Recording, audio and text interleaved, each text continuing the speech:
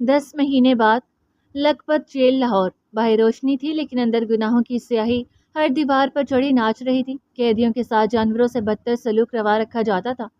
ایک گہری اور خطرناک کوٹری تھی جہاں مجرموں کو سزا کے لیے رکھا جاتا۔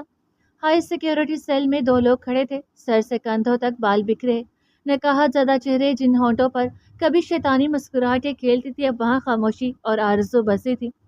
چند ثانیے بعد قیدیوں والے کپڑوں میں وہی وجود زنجیروں میں جکڑے آگے بڑھ رہے تھے، ہاتھوں میں بیڑیاں تھیں، آنکھوں میں دکھ، ملال اور حزن۔ ہائی سیکیورٹی سے نکلتے وہ اب جیل کی راہداری میں داخل ہو چکے تھے۔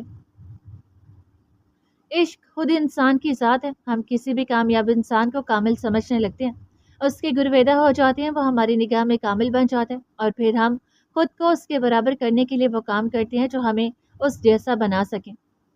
تمام ثبوتوں اور گواہوں کو مد نظر رکھتے ہوئے عدالت اس فیصلے پر پہنچی ہے، لیکن عشق کامل کسی بھی طرح کا ہو سکتا ہے، یہاں تک کہ گناہوں سے عشق۔ وہ دونوں زنجیروں کی آواز میں قدم اٹھاتے ہوئے اب ایک اور سمت بڑھ گئی۔ 2 پولیس اہلکاروں نے انہیں 2 الگ کمروں میں داخل کیا۔ یرمان قریب کی لاش نہیں ملی، لیکن ان سے منسلک قتل میں ملوث ملزموں کو ان کے کیے کی سزا سنائی جائے گی۔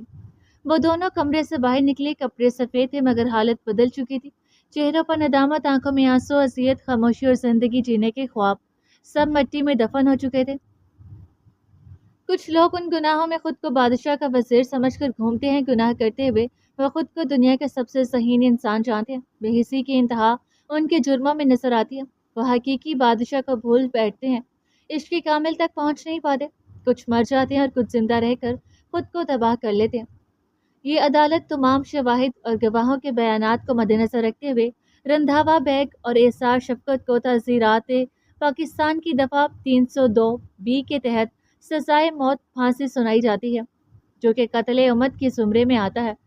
اس کے علاوہ عدالت عادی رومان کو جرم میں اعانت اور شریک کار ہونے کے باعث دفعہ 34 کے تحت عمر قید کی سزا سناتی ہے، قلم کی نوک توڑ دی جاتی ہے۔ ایثار اور رندھاوا پھانسی کے پھندے کے سامنے کھڑے تھے، آسمان ہلکا ہلکا نیلا ہو چکا تھا، پرندوں کی مدھم چہچہاہٹیں ماحول کو جاندار بنا رہی تھی۔ ان کے ہاتھ پیچھے بندھے تھے اور چہروں پر کالا کپڑا ڈال دیا گیا تھا۔ بوڑھی ماں کا خیال نہیں آیا ایثار، میں کس کے سہارے جیوں گی؟ میرا ایک ہی بیٹا تھا، اسے سزا سنا دی گئی۔ ہچکیوں سے بھری آواز ایثار کے کانوں میں گونجی۔ بھائی جلدی سے اب بری ہو کر آ جاؤ، مجھے پتا ہے یہ سارے الزامات جھوٹے ہیں، میرا بھائی قتل کر نہیں سکتا۔ امی ابو کو میں بتا کر آئی تھی کہ رندھاوا بھائی آ جائیں گے، ہم انتظار کریں گے۔ امی دروازے میں بیٹھی رہتی ہیں، آپ کی راہ دیکھتی ہیں، اور ابو مسجد سے نہیں آتے، وہ بس دعا کرتے ہیں۔ میری شادی کے لیے جو پیسے امی ابو نے جمع کیے تھے وہ سارے لائرز کو دے دوں گی، ان کی فیسیں زیادہ ہیں نا بھائی، وہ کیس جیت لیں گے، کیس جھوٹے ثابت ہو جائیں گے۔ سسکیوں سے بھری آواز رندھاوا کے ذہن میں مسلسل گونج رہی تھی۔ شادی والے دن 2 لاشیں اٹھی ہیں ساتھ، یہ تو فلمی سین ہے۔ یرمان صاحب آپ جائیں، میں کر لوں گا، عشق کامل تو خدا کی ذات ہوتی ہے، ہم نے اپنی زندگی کے حساب سے گناہوں کو کامل سمجھ لیا۔ گلے میں پھانسی کا پھندا ڈالا گیا، آسمان کا نیلا پن دھیرے دھیرے صبح کی سفیدی میں گھلنے لگا، پرندوں کی حمد و ثنا میں اضافہ ہونے لگا۔ جلات نے خاموشی سے پولیس آفیسر کی طرف دیکھا، لمحے بھر کے لیے آنکھوں میں اشارہ ہوا، اسبات میں سر ہلایا گیا۔ ایک گہرا سانس لے کر جلات نے دونوں ہاتھوں سے پھانسی کا ہتھا تھاما، رسی میں ہلکا کھینچاؤ آیا، پھر ایک جھٹکے سے ہتھا کھینچا گیا، نیچے کا تختہ چرچراتی آواز کے ساتھ کھلا اور دونوں مجرم لمحے بھر میں خلا میں معلق ہو گئے۔ سناٹا چھا گیا، ہوا تھمی، پرندے خاموش، سب نگاہیں جھکی ہوئیں، وہ فضا میں جھولے اور جسم ایک لمحہ پڑپڑا کر ساکت ہو گئے۔ ان کے جسم زمین پر نہیں آسمان کی طرف جھکاؤ لیے ہوئے تھے، جیسے ہر گناہ کا حساب مکمل ہو چکا اور ان کی روحیں زمین سے رخصت ہو کر آسمان کے آغوش میں سمٹ گئیں۔ جلات نے ماتھے سے پسینہ صاف کیا، نگاہیں جھکا کر پیچھے ہٹ گیا۔ چاروں طرف پولیس تعینات تھی۔ گناہ گناہ ہوتا ہے، ظلم ظلم ہوتا ہے، معصوم معصوم ہوتا ہے، پھر خدا خدا ہوتا ہے، اور انصاف انصاف ہوتا ہے۔ لاہور کے مغربی حصے میں ایک چھوٹی سی کالونی جہاں 3 مرلے کے گھروں کی قطاریں تھیں، انہی میں ایک سرمئی رنگ کا 2 منزلہ گھر جس پر جگمگاتی بتیوں نے شادی کا اعلان کر رکھا تھا۔ باہر چند گاڑیاں، موٹر سائیکلیں اور رکشے کھڑے تھے، چھوٹے سے پورشن میں گہما گہمی اپنی عروج پر تھی۔ بچے رنگ برنگے لباسوں میں ادھر سے ادھر گھوم رہے تھے، عورتیں بھاری کپڑوں، سجیلے دوپٹوں اور ہلکے میک اپ کے ساتھ وقار سے گھر میں مصروف تھیں۔ دروازے کے سامنے 3 کمرے، ایک طرف کچن، اوپر چھت، 2 پلرز اندر ہلکا گلابی پینٹ اور پھولوں کی آرائش، پورا منظر خوشی کی چمک لیے تھا۔ ایک عورت کچن سے پرات اٹھا لے، دوسری نے قالین بچھائی اور بیٹھی۔ آجو آجو ساڈے شیر دا پیار، برات ہوئے یا مہندی، دنیا ویکھ دی رہ جائے گی۔ آ جاؤ ہمارے شیر کی شادی ہے، بارات ہو یا مہندی، دنیا دیکھتی رہ جائے گی۔ ایک بھاری جسم والی پنجابی خاتون بارات بجاتے ہوئے جوش سے بولی، چچی مجھے سیڈ سانگ آتے ہیں، ٹپے مائیے تو آتے ہی نہیں۔ 19 سالہ سانولی چنچل سی لڑکی ہنستے ہوئے بولی، پیلے شرارے، سرخ قمیض، ہلکا میک اپ اور کھلے بالوں میں شوخی خوشی جھلک رہی تھی۔ پتر ساڈے زمانے میں چئی ہوندا سی، یہ ساڑ سینگ نہیں سن۔ آجو اتھے بوو، بھلا ویراں دے ویاہ اچ بہنا کدی پیچھے ہٹیاں؟ بیٹی ہمارے وقتوں میں یہی ہوتا تھا، آ جاؤ یہاں بیٹھو، بھائیوں کی شادی میں بہنیں پیچھے تھوڑی رہتی ہیں۔ چچی نے پیار سے اسے بلایا اور پرات پر ہاتھ رکھا۔ چولوں نے ساریاں ٹپے گاؤ، سب عورتیں بیٹھ کی، راہداری تک بچیاں اور عورتیں کھڑی ہوگی۔ گھر جھگمگا رہا تھا، وہ خاتون ایک ٹانگ لمبی کر کے پرات رکھے موٹے سرخ نیل پالش والے ہاتھوں سے دھپ دھپ کرنے لگی۔ بھاری برسی کھٹن گیاسی کھٹ کے لیاندہ جو تے مہندی تاں سجدی جو نچے منڈے دا پیو۔ اسی وقت سفید سوٹ پہنے درمیانی قامت کا خوش مزاج سا آدمی دروازے سے داخل ہوا۔ چہرے پر ہنسی تھی، سب نے یک زبان ہو کر دہرایا، شرافت علی پتر دا ویاہ ہے، ذرا دھمال ڈھول کے نچو جی۔ شرافت علی بیٹے کی شادی ہے، ذرا جوش سے ڈانس کرو جی، بارات بجانے والی خاتون نے جوش سے پکارا۔ کمرے سے ایک عورت باہر نکلی، نیلا کامدار لباس پہنے، ہاتھ چوڑیوں سے بھرے ہوئے، رنگت مدھم لیکن سفید، خوش شکل، پراندہ آگے چھوڑے، تالیاں بجاتی ہوئی سب کے درمیان آ کھڑی ہوئی، چہرے پر خوشی نمایاں تھی۔ بھاری برسے کھٹن گیا سے کھٹ کے لیاندہ گاں تے مہندی تا سجدی جے نچے منڈے دی ماں۔ ایک دم شور اٹھا، ساملی سی لڑکی نے اسے درمیان میں لا کھڑا کیا، وہ ہنستے ہنستے ٹھمکا مارنے لگی۔ مہندی تا سجدی جے نچے منڈے دی ماں، تالیاں کہہ کے پرات کی تھاپ اور سب درمیان میں جھومنے لگے۔ باہر گولے کی آواز گونجی، آسمان پر روشنی چمکی، دو ڈھول والے دھمال ڈالتے پورے زور سے ڈھول بجا رہے تھے، ساری کالونی دھمک سے گونج رہی تھی۔ سفید اور پیلے کپڑوں میں ملبوس لڑکوں کا گروپ گلے میں مہندی کے مفلر ڈالے آہستہ آہستہ بڑھتا آ رہا تھا۔ عظیم سفید کرتا، ہمرنگ پاجامہ، گلے میں مفلر ڈالے، ہلکی شیو، جیل لگے بال، سفید خصے پہنے مسکراتا ہوا آ رہا تھا۔ اس کے ساتھ بلیک کرتے اور پاجامے میں ملبوس، بازو چڑھائے گھڑی پہنے، نوکدار بوٹ اور کالا مفلر پیچھے لٹکائے ابراہیم تھا، جس کی نظریں پورے ماحول کا جائزہ لے رہی تھی۔ آگے جوشیلے نوجوان انار چلا رہے تھے، عظیم کے چہرے پر اداسی کا نام و نشان نہ تھا، کنکھیوں سے ابراہیم کو دیکھتا پھر ہنسی دباتا۔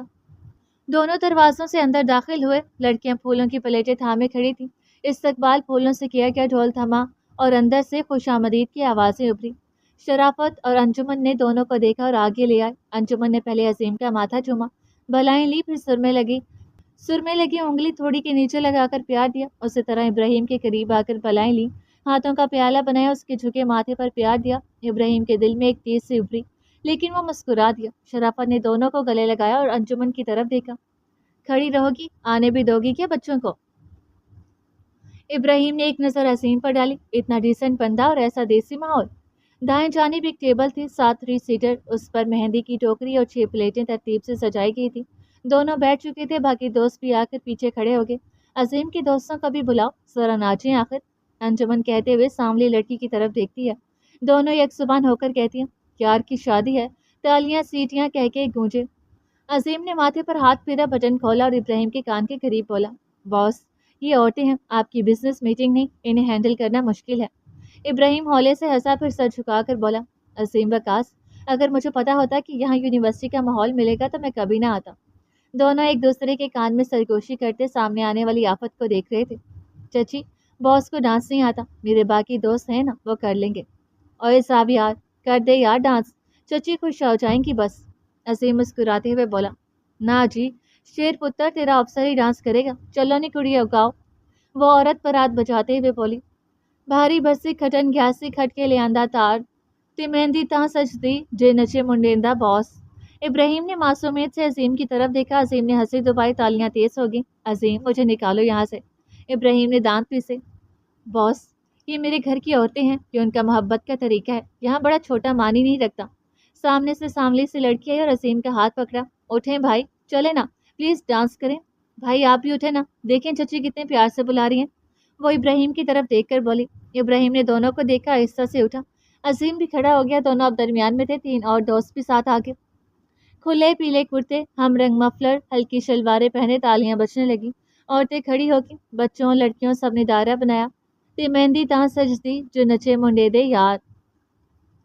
پیچھے لڑکے ٹھمکے مارنے لگے۔ ابراہیم کے چہرے پر واضح شرمندگی سی تھی۔ عظیم نے ایک نظر ابراہیم کو دیکھ کر اس کے کان کے قریب جھکا۔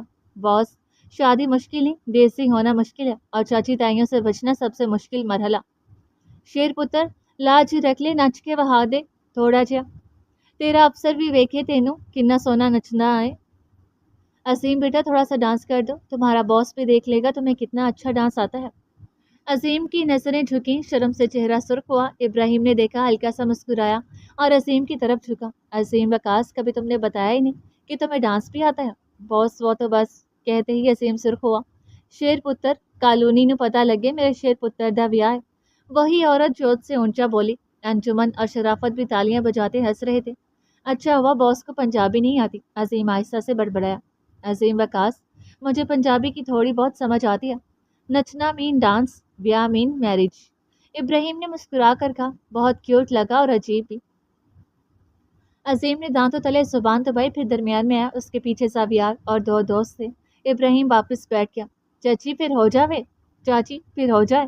پیچھے سے اسپیکر سیٹ کیے گئے، جو کہ ماہی۔ پھر سب کچھ جیسے سلو موشن میں ہو رہا تھا۔ عظیم سفیدی اوڑھے بڑے سٹائل میں اور مہارت سے ڈانس کر رہا تھا کہ وہ عظیم نہیں لگ رہا تھا جو جھیل کنارے ابراہیم کے سینے سے لگ کر رویا تھا۔ یہ جگہ ابراہیم کے شایانہ شان نہ سہی، مگر یہاں وہ سکون تھا جو نہ سفید محلوں میں تھا، نہ سیاہ زندگی کے کسی گوشے میں۔ ابراہیم سب کو دیکھ رہا تھا، ساویار کی آنکھوں میں چمک تھی، وہ سانولی لڑکی کو دیکھ رہا تھا۔ عظیم کے ہاتھ پر 1000 کا نوٹ رکھا گیا، پھر مہندی لگائی گئی، سب نے باری باری دعائیں دیں، بلائیں لیں۔ یہ خالص محبت تھی۔ چھوٹا سا گھر، بے شمار لوگ، کوئی کسی سے بدلہ نہیں لے رہا تھا، نہ طنز نہ شکایت، بس خوشیاں تھیں، محبت بھری سادہ دیسی خوشیاں۔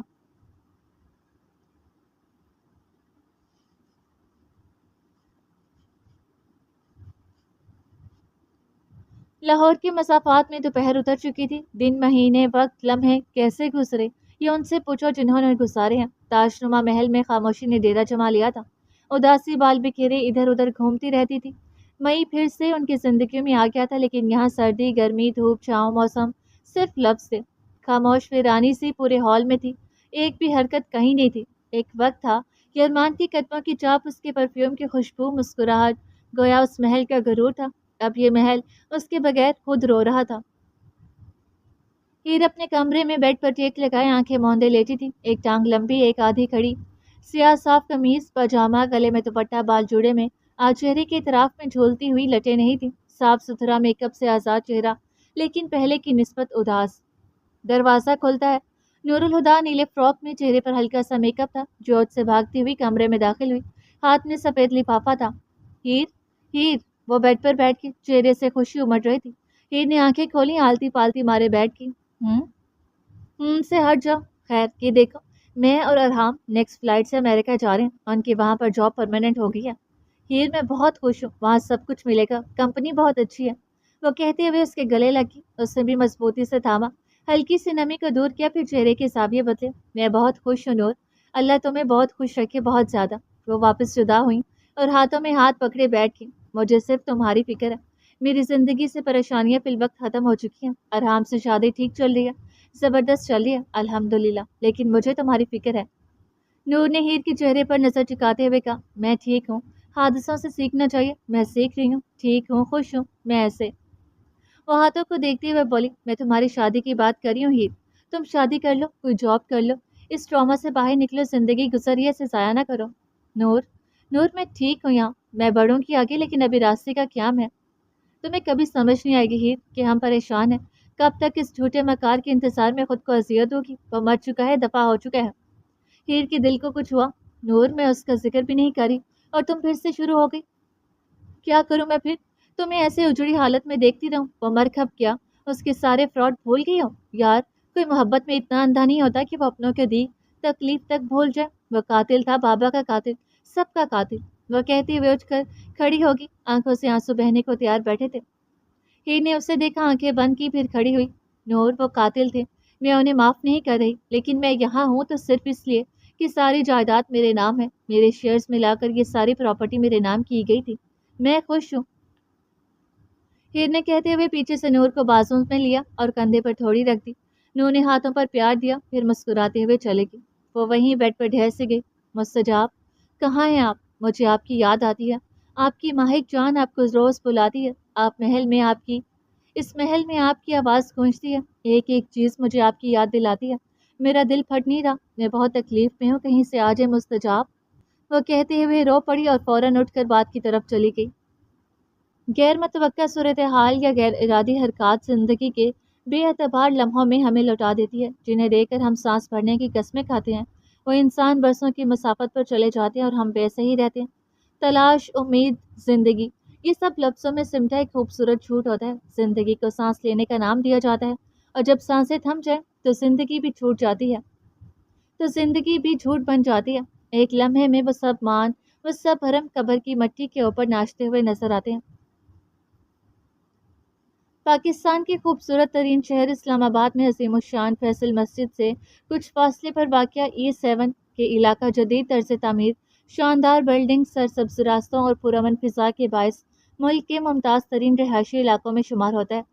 E7 جو کہ دراصل سیکٹر E اور 7ویں بلاک کی بنیاد پر نامزد کیا گیا ہے، اسلام آباد کے ان چند علاقوں میں سے ہے جہاں قدرتی حسن اور شہری وقار کا حسین امتزاج نظر آتا ہے۔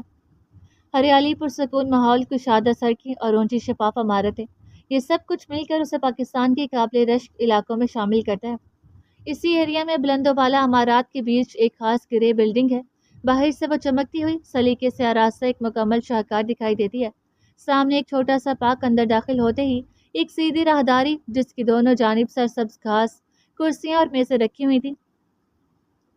گلی سے سیدھا ایک پورچ تھا جہاں 4 بڑی گاڑیاں کھڑی تھیں۔ دائیں طرف لابی تھی اور سامنے وہ عمارت جو فخر سے آسمان کو چھوتی دکھائی دیتی تھی۔ 4 منزلہ یہ عمارت ڈھلوانی طرز تعمیر کے ساتھ اندرونی طور پر نرم سی ٹھنڈی وائب دیتی تھی۔ لکڑی کا سیاہ فرنیچر، سرخ ماربل، دونوں طرف جاتی ہوئی سیڑھیاں، چھت پر جھلملاتا فانوس، دیواروں پر بے شمار پینٹنگز اور دوہرے تھیم کی چھت، سب کچھ ایک شاہانہ طرز کی عکاسی کرتے ہیں۔ اوپر کی منزلوں پر بھی یہی ترتیب برقرار ہے۔ سیاہ ماربل، دیواروں پر پینٹنگز، درمیان میں مٹی پر کرسیاں، جگہ جگہ فنپاروں کے ڈھانچے کھڑے تھے۔ اتنی زیادہ پینٹنگز تھیں کہ وہ جگہ کسی آرٹ ایگزیبیشن کا حصہ لگتی تھی۔ کمرے نمبر وار ترتیب سے بنے ہوئے، باہر سے بلیک ڈورز نہایت نفاست سے تراشے گئے تھے۔ ہیل پہنے ہولے ہولے قدموں کی چاپ ماربل پر چلتی ہوئی ایک دروازے کے سامنے آ کر رکتی۔ فضا میں جھولتا ہاتھ جس کی انگلی میں ایک یاقوت جڑی انگوٹھی تھی، مدھم زرد رنگت بھاری سا ہاتھ اور کلائی میں ایک عدد بریسلیٹ۔ دروازے کا ناب گھمایا اور وہ اندر داخل ہو گئی۔ سرخ ماربل، بلیک تھیم، دوہری چھت، قداور کھڑکیاں، دائیں طرف بات، درمیان میں زمین سے لگتا ہوا بڑا سا بیڈ جس پر ایک وجود چھت کی طرف نظریں گاڑے بے حس و حرکت لیٹا ہوا تھا، سینے تک لحاف، بائیں طرف چند میڈیکل مشینز۔ کمرے میں واحد آواز انہی مشینوں کی گونجی تھی۔ 50 سالہ خاتون بھاری سی جسامت لیے مسکراتے چہرے کے ساتھ آ کر بیڈ پر پڑے وجود کی طرف دیکھتی ہے۔ مارننگ میرے بیٹے۔ وہ وہاں پڑی چیئر پر ٹانگ چڑھائی بیٹھ گئی، اس کا خوبصورت ہاتھ اپنے ہاتھ میں لیا جس پر ہلکے ہلکے بال تھے۔ کب تک ایسے لیٹے رہو گے؟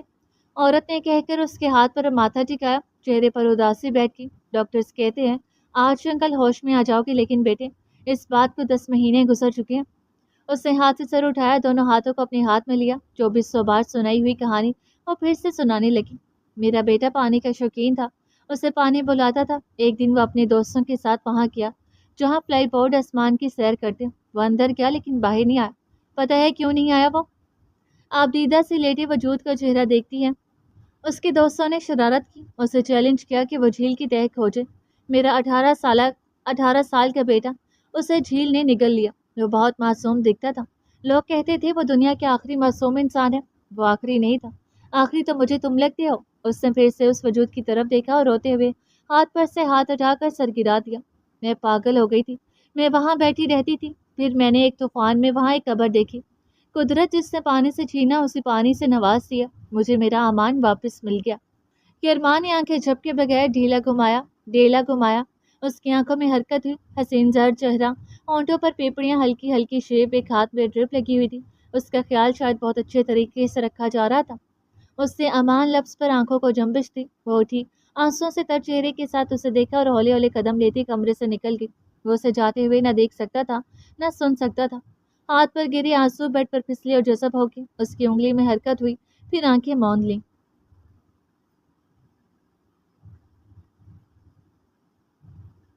عبید ہاؤس بالکل ویسا ہی تھا جیسا وہ تھا، ویران. امیر لوگوں کے پاس ڈھیر ساری پراپرٹی لیکن لمحہ بھر کی خوشیاں. غریب کے پاس تھوڑا ہوتا ہے لیکن وہ خوش ہوتا ہے. ڈیڈ، ڈیڈ کہاں ہیں آپ؟ دیکھیے تو میں کتنا ایکسائٹیڈ ہوں. وہ سیڑھیوں سے بھاگتا ہوا اوپر عبید کی کمرے کی طرف آیا. عبید بیڈ پر بیٹھا کچھ دیکھ رہا تھا. حالت کمزور سی تھی، چہرے پر نہ چاہتے ہوئے بھی پریشانی جھلک رہی تھی. داؤد کی آواز سن کر لیپ ٹاپ کی اسکرین بند کر دی. کیا ہوا؟ کیوں اتنا پرجوش ہے میرا بیٹا؟ ماشاء اللہ سے. داؤد دھڑ سے بیڈ پر بیٹھا. ڈیڈ، میں نے 2 مہینے پہلے یہاں سے کینیڈا کا پلان بنایا تھا. مطلب جا تو اکیلا بھی سکتا تھا لیکن اب فرینڈس کے ساتھ وہاں مستقل سیٹل ہو رہا ہوں. داؤدا اور زبید میرے ساتھ بزنس کے حوالے سے جا رہے ہیں، وہ پرجوش انداز میں بولا. اور ریان، اسے کیوں چھوڑ دیا؟ ڈیڈ، جب اسے جیل کروائی تھی تو اس کے دل سے میرے لیے میل نہیں نکلی. سوری بھی بولا میں نے. داؤد، وہ اپنے گھر سے نکالا گیا، اس کی شادی ختم ہوگی. گاؤں کے لوگوں کے لیے یہ بہت بڑی بات ہوتی ہے. ان کے ماں باپ عزت کے لیے کچھ بھی کر سکتے ہیں. سوری سے سب ٹھیک نہیں ہوتا. ہو جاتا ہے ٹھیک. اس نے ارحام کے ساتھ بزنس شروع کیا اور اس کے ساتھ ہی جا رہے ہیں. اور میں نے بھی تو نور کو چھوڑا ہے. اس کی شادی ہوگی. سب ایسے ہی ٹھیک نہیں ہوتا. اپنی عزیز چیز گنوانا پڑتی ہے. عبید نے لیپ ٹاپ کی اسکرین اٹھائی، پھر داؤد کی طرف کی. یہ نقصان زندگی کا سب سے بڑا نقصان ہے. داؤد نے جھک کر دیکھا، پھر عبید کی طرف نظر اٹھائی. ہیر کی 7 سال پرانی تصویر تھی جیسی یرمان اور ابراہیم کے پاس ہوتی تھی.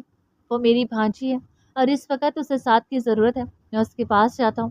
وہ بات کرتی ہے لیکن اداس سی جیسے زندگی سے رنگ ختم ہو چکے ہوں. ایسے ہی زندگی عصمت نے گزاری تھی. پہلے تبریز ٹھیک نہیں تھا، مرنے کے بعد وہ ٹھیک ہوا تو بیٹی آزمائشوں میں پڑ گئی. ڈیڈ، ہر انسان کی زندگی دوسروں سے مختلف ہوتی ہے. ایک وقت تھا جب ہیر نے بھائی کو شوٹ کرنا چاہا، پھر زہر دیا، مرنے کے لیے چھوڑ دیا، پھر شادی کے بعد ڈائیورس. انسان مذاق نہیں ہوتا، روبوٹ بھی نہیں ہوتا. جیتا جاگتا انسان ایک دل رکھتا ہے. آخر کتنی بار ایک ہی دل پر 100 ضربے ماری جائیں. بھائی بھی انسان ہے. وہ موت کے منہ سے ہیر کے لیے لوٹے، ہاسپٹل میں مرنے کا ناٹک کیا تاکہ امان کی اصلیت ہیر کو دکھا سکیں. اس ناٹک میں رحمان انکل نے مناہل آنٹی کو طلاق دی. اس کے بعد وہ ہمیں کہیں نہیں ملی. رحمان انکل دماغی توازن کھو بیٹھے. یہ سب ہیر کی کم عقلی کی وجہ سے ہوا. جب وہ خود کو بدلے کے لیے تیار کر رہی تھی تو انکل تبریز نے ساتھ دیا. یہ نہ ہوا کہ وہ بیٹھ کر سمجھاتے سب کچھ ہیر کی وجہ سے تباہ ہوا ہے. خون خون ہوتا ہے داؤد. وقتی غصہ اور جذباتی پن ختم ہو جاتا ہے. اگر اس نے غلط کیا تو ہم سزا دینا شروع کر دیں کیا؟ بچی ہے، نہیں سمجھی. اس نے جو کرنا تھا کر لیا. ابراہیم کے چہرے پر ہیر کا عکس دکھتا ہے. ڈیڈ، اگر آپ کو اتنی ہی بھائی کی پرواہ تھی تو آپ انہیں ہمیشہ یہ نہ کہتے کہ میرا بہادر بیٹا بہادر بیٹا. آپ انہیں بتاتے کہ وہ اندر سے کتنا کمزور ہے. چھوٹی سی بات برداشت نہیں کر سکتے تھے. چلنا بولنا پھرنا مجھے نہیں آتا تھا. کانفیڈنس مجھ میں نہیں تھا. وہ سب ابراہیم نے مجھے سکھایا. لیکن وہ خود اندر سے کتنے کمزور تھے. خیر ڈیڈ، آپ فی الحال رشتہ نبھائیں اور زیادہ نہ سوچیں. آپ بھی ٹھیک نہیں ہیں. وہ کہتا ہے جیسے آیا تھا ویسے چلا گیا. عبید نے نفی میں سر ہلایا. تم لوگ بچے ہو، کچھ بھی سمجھو گے نہیں. ساری زندگی میری بہن نے مار کھاتے طنز تانے سہتے گزار دی. یہ نہ سہے خدا کرے. پھر دوبارہ لیپ ٹاپ اٹھا لیا.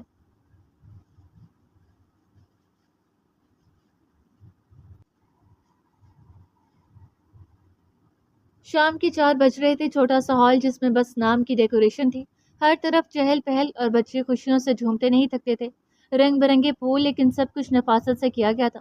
اسٹیج اچھے سے سجا ہوا تھا. درمیان میں 3 سیٹر اور سائڈوں پر سنگل چیئرز.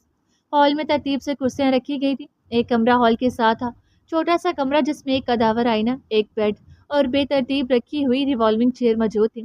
اسی کمرے میں عظیم تیار ہو رہا تھا اور ساتھ ابراہیم ٹانگ پر ٹانگ چھڑائے موبائل پر جھکا ہوا کچھ دیکھ رہا تھا. عظیم، وکاس تم خوش ہو؟ خوش یعنی دل سے خوش، وہ بنا دیکھے بولا. عظیم نے تھوڑے کپڑے سیٹ کیے، پھر رک کر بولا، باس، ماما بابا کی خوشی اسی میں تھی. میری خوشی تو تبھی مر گئی تھی جب وہ چلی گئی تھی. تو پھر انکار کرنا مشکل نہیں ہے. نہ کرو شادی. عظیم نے لمحے کو آنکھیں بند کی، پھر کھولی. باس، وہ ماں باپ ہیں. کہنا آسان ہوتا ہے کہ سب کے پیرنٹس اسٹرگل کرتے ہیں، لیکن محسوس کرو تو وہ دنیا سے بڑھ کر کرتے ہیں. میں نے 1000 بار خود کو انکار کیا ہے. جب ماما نے پوچھا تو میں انکار نہیں کر سکا. شادی انکار یا اقرار نہیں تھی. اقرار ایک خوشی تھی جس کی خوشی دنیا میں سب سے زیادہ میرے ماں باپ کو تھی. سفید شیروانی اور خود سے پہنے وہ وجیح لگ رہا تھا، لیکن باتیں بھی دل موہ لینے والی کر رہا تھا. ابراہیم نے نظر اٹھا کر عظیم کو دیکھا. عظیم، وکاس، میرے نصیب میں عورتوں کی وفاداری نہیں لکھی گئی۔ اگر تم اپنی بیوی کو قبول کرنے سے پہلے والی کو نکال دو گے تو اس کی زندگی حسین ہو جائے گی، وہ در بدر نہیں بھٹکے گی۔ اسے تو میں نے اس دن نکال دیا تھا جب آپ تکلیف میں تھے، وہ بس سوچ سکا۔ جیسا آپ کا حکم باس۔ باس، اگر آپ کہیں تو آپ اس شادی میں اپنا میچ ڈھونڈ لیں۔ وہ دبی سے مسکراہٹ کے ساتھ کہتا ہوا آئینے کے سامنے چلا گیا۔ ابراہیم نے آئی برو چکائی، موبائل سائڈ پر رکھا، پھر ہولے سے بولا، عظیم وقاص، وہ جو کل بھائی بول رہی تھی تمہاری جیسی تھی، کیا خیال ہے؟ ابراہیم نے کہہ کر دوبارہ فون اٹھا لیا۔ عظیم نے پلٹ کر دیکھا اور ابراہیم کے سامنے آ کھڑا ہوا۔ باس، آپ میں سب سے اچھی بات پتہ ہے کیا ہے؟ ابراہیم نے سوالیہ نظروں سے دیکھا۔ عظیم نے خود ہی کہنا شروع کیا، آپ کی آنکھیں خوبصورت ہونے کے ساتھ حیا دار بھی ہیں، ان میں حیا صاف جھلکتی ہے۔ آپ بات کچھ اور کرنا چاہ رہے تھے لیکن رخ بدل دیا۔ ابراہیم نے موبائل واپس رکھا، پھر اٹھ کر برابر آ کر کھڑا ہوا۔ اس لیے میں تمہارا نام زیادہ لیتا ہوں کیونکہ تم واقعی عظیم ہو۔ عظیم نے نظریں جھکا لی۔ کچھ لوگوں کا عظیم ہونا واقعی عظیم ہوتا ہے۔ ہاں، وہ جو تمہارا دوست تھا وہ انٹرسٹ شو کر رہا تھا، لیلا مجنو بننے سے پہلے ان کو ملا دو۔ عظیم نے نظر اٹھائی، پھر مسکرا دیا۔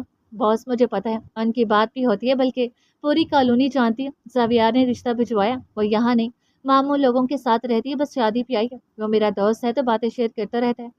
ابراہیم نے آنکھوں میں ڈھیر ساری حیرت سمولی، اور کتنا کچھ تھا جو عظیم کے بارے میں جاننا باقی تھا۔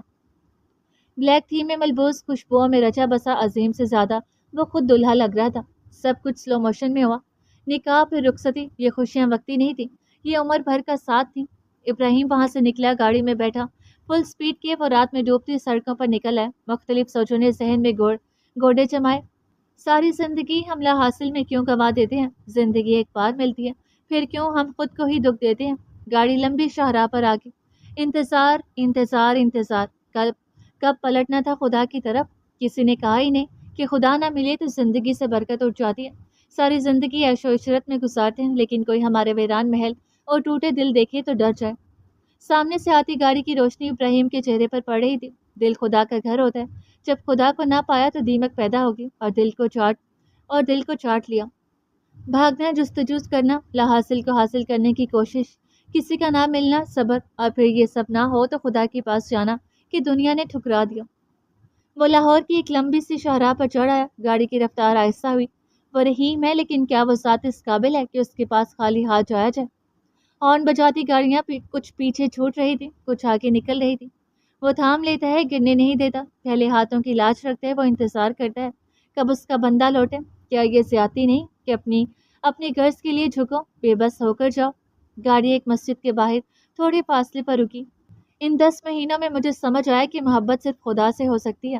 محبت خدا ہے، عشق عبادت سے ہے، اور سکون اس کے ذکر سے ہے۔ وہ باہر نکلا، کوٹ اتار کر رکھا اور وضو کرنے بیٹھ گیا۔ بہت سے بوڑھے وہاں نماز کے لیے آ رہے تھے۔ بوڑھے نماز کتنی محبت سے پڑھتے ہیں، انہیں عمر کے اس حصے میں صرف نماز کی عادت ہوتی ہے، اور عادت بے غرض ہوتی ہے۔ جوانی میں انسان دولت، اثر و رسوخ، محبت، کامیابی مانگتا ہے، لیکن بڑھاپے میں صرف خدا تک جانے کا راستہ کہ اس کو اس حالت میں موت آئے کہ وہ کسی پر بوجھ نہ بنے۔ ہاں، یہ بھی تو خود غرضی ہوئی۔ وہ مسجد کے اندر داخل ہوا۔ کچھ لوگ نماز پڑھ رہے تھے، کچھ تیار ہو رہے تھے، کتنی پاکیزگی سے سب خدا کے آگے جھک رہے تھے۔ وہ کمرے میں آئی، سیاہ سادہ لباس میں ملبوس، دوپٹہ فولڈ کیا، پھر صوفے سے جائے نماز اٹھایا۔ وہ آگے آیا اور تیسری صف پر ہاتھ باندھے کھڑا ہو گیا۔ وہ رکوع کی حالت میں تھی۔ ابراہیم نے سجدہ کیا، ہیر نے سلام پھیرا اور دعا کے لیے ہاتھ اٹھائے۔ اللہ پاک، مجھے ہدایت کا جو راستہ تو نے دکھایا اس پر قائم رکھ، میں کھڑا ہو رہا ہوں۔ رب کریم، میرے حصے میں وہ لکھ دے جو مجھے سکون دے، میں تھک چکی ہوں۔ اللہ پاک، میں نے اسے چھوڑا، لیکن دعا کرتا ہوں وہ سنبھل جائے۔ رب کریم، میں نے مستجاب کو کھویا ہے، پھر اس کی عزت کو ملیا میٹ ہوتے دیکھا ہے، میں تھک چکی ہوں، مدد فرما۔ دونوں نے ایک ساتھ دعا سے ہاتھ اٹھائے اور منہ پر پھیر لیے۔ ابراہیم کے چہرے پر سکون اور ٹھہراؤ تھا، ہیر کے چہرے پر بے چینی، دکھ اور درد تھا۔ میرا نام تو لے کر دکھاؤ، امان، تم اس گھر سے نہیں جاؤ گے؟ اتنا کہو کہ تو میں غرور کرنے لگوں گی۔ وہ ہاتھ ہلا رہا تھا، آنکھوں کے اندر ہلکی سی حرکت ہو رہی تھی۔ مستجاب، میں آپ سے محبت کرنے لگی ہوں، مجھے میرے محرم سے محبت ہو گئی ہے۔ ہیر، وہ چیخا، ہونٹ کھل گئے، آنکھیں حرکت کرنے لگیں، جسم میں جیسے کوئی طاقت اتر آئی۔ ہیر، میری ہیر، کپ کپاتے ہونٹوں سے کہتے ہوئے وہ آس پاس دیکھنے لگا۔ چہرہ زرد سا تھا، لیکن بدن میں کمزوری طاقت سے کہیں زیادہ غالب تھی۔ میں کہاں ہوں؟ اس نے ہاتھ سے لحاف ہٹانے کی کوشش کی، مگر ہاتھ بے جان سے لگا۔ کیا ہوا ہے مجھے؟ میں یہاں کیسے؟ اس نے خود پر نظر ڈالی، وجود کمزور لاگر سا، جیسے کوئی حرکت ہی باقی نہ ہو۔ اس نے آہستہ آہستہ ہاتھوں کو حرکت دی، پھر پیروں کو لحاف کے نیچے۔ پیر تھوڑا ہلے لیکن پھر جیسے بے سود ہو گئے، آنکھیں بند کی، چہرے پر پسینے کے قطرے نمودار ہونے لگے۔ ہیر کہاں ہو؟ مستجاب آبی آلودگی۔ یرمان نے کراہ کر آنکھیں کھولی، پھر خود کو حرکت دینے لگا، دوسری طرف رکھا ہاتھ آہستہ سے اٹھایا اور انگلی پر بندھی پٹی اتارنے لگا۔ کوئی ہے؟ میں یہاں کیسے؟ ہیر کہاں ہو؟ وہ بازو کا سہارا لے کر خود کو گھسیٹ کر اٹھانے لگا، پیر نیچے اتارے جو کانپ رہے تھے، آہستہ آہستہ لڑکھڑاتا ہوا کھڑا ہوا، سر چکرا رہا تھا، بلیک شرٹ، بلیک ٹراؤزر، بکھرے ہوئے بال، بیماروں جیسی آنکھیں، ہر شے میں تھکن، الجھن اور ایک سوال چمک رہا تھا۔ ہیر کہاں ہو؟ ہیر۔ دھندلائی ہوئی بصارت تھوڑی صاف ہوئی، اس نے ہاتھ نیچے کیا، آنکھوں سے کمرے کا جائزہ لیا۔ نفاست سے آراستہ پینٹنگز، خوبصورت بیڈ، کاؤچ، پینٹنگ، قداور الماری، ہر چیز کی قیمت خود بتا رہی تھی۔ سائڈوں پر مشینیں تھیں۔ وہ آہستہ سے گھوما، دونوں ہاتھ سر پر رکھے۔ ہیر کہاں ہو تم؟ ہم گھومنے آئے تھے۔ میں یہاں کیسے؟ کوئی سن رہا ہے؟ وہ مدھم سی آواز میں کہتے ہوئے دروازے کی طرف بڑھا۔ سر چکرایا، ہر چیز دوہری نظر آنے لگی، کمرہ، چیزیں، سب گھومنے لگی۔ وہ لڑکھڑایا اور کمر کے بل پیچھے گر گیا، سر بیڈ کے کارنر سے ٹکرایا، پھر نیچے کروٹ لیے گرا، پھر ہولے سے تھوڑا سیدھا ہوا۔ سرخ آنکھیں ڈبل سیلنگ کو دھندلا کر رہی تھی، حواس مدھم ہو رہے تھے، ہونٹوں پر ایک ہی نام تھا، ہیر۔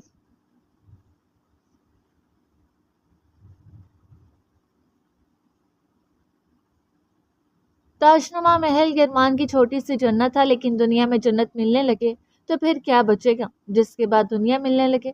مستجاب کی کمرے کی وہی حالت تھی جیسی 10 مہینے پہلے چھوڑ کر گئے تھے۔ سفر کرتے ہوئے منزلیں مل جاتی ہیں، یہ کیسا سفر تھا جس کے بعد راہیں جدا ہو گئی؟ 2 ساتھ چلنے والے لوٹے تو ایک نہیں تھا۔ یہ کتنی تکلیف دہ بات ہے کہ ایک نہیں تھا۔ وہ اپنے بیڈ پر لیٹی تھی، خوبصورت گھنگریالے بال نیچے لٹک رہے تھے، چہرہ صاف ستھرا لیکن اداسی واضح تھی، دونوں ہاتھ پیٹ پر رکھے، ٹانگوں کی کینچی بنا رکھی تھی، نظریں چھت پر لیکن سوچیں کہیں اور تھی۔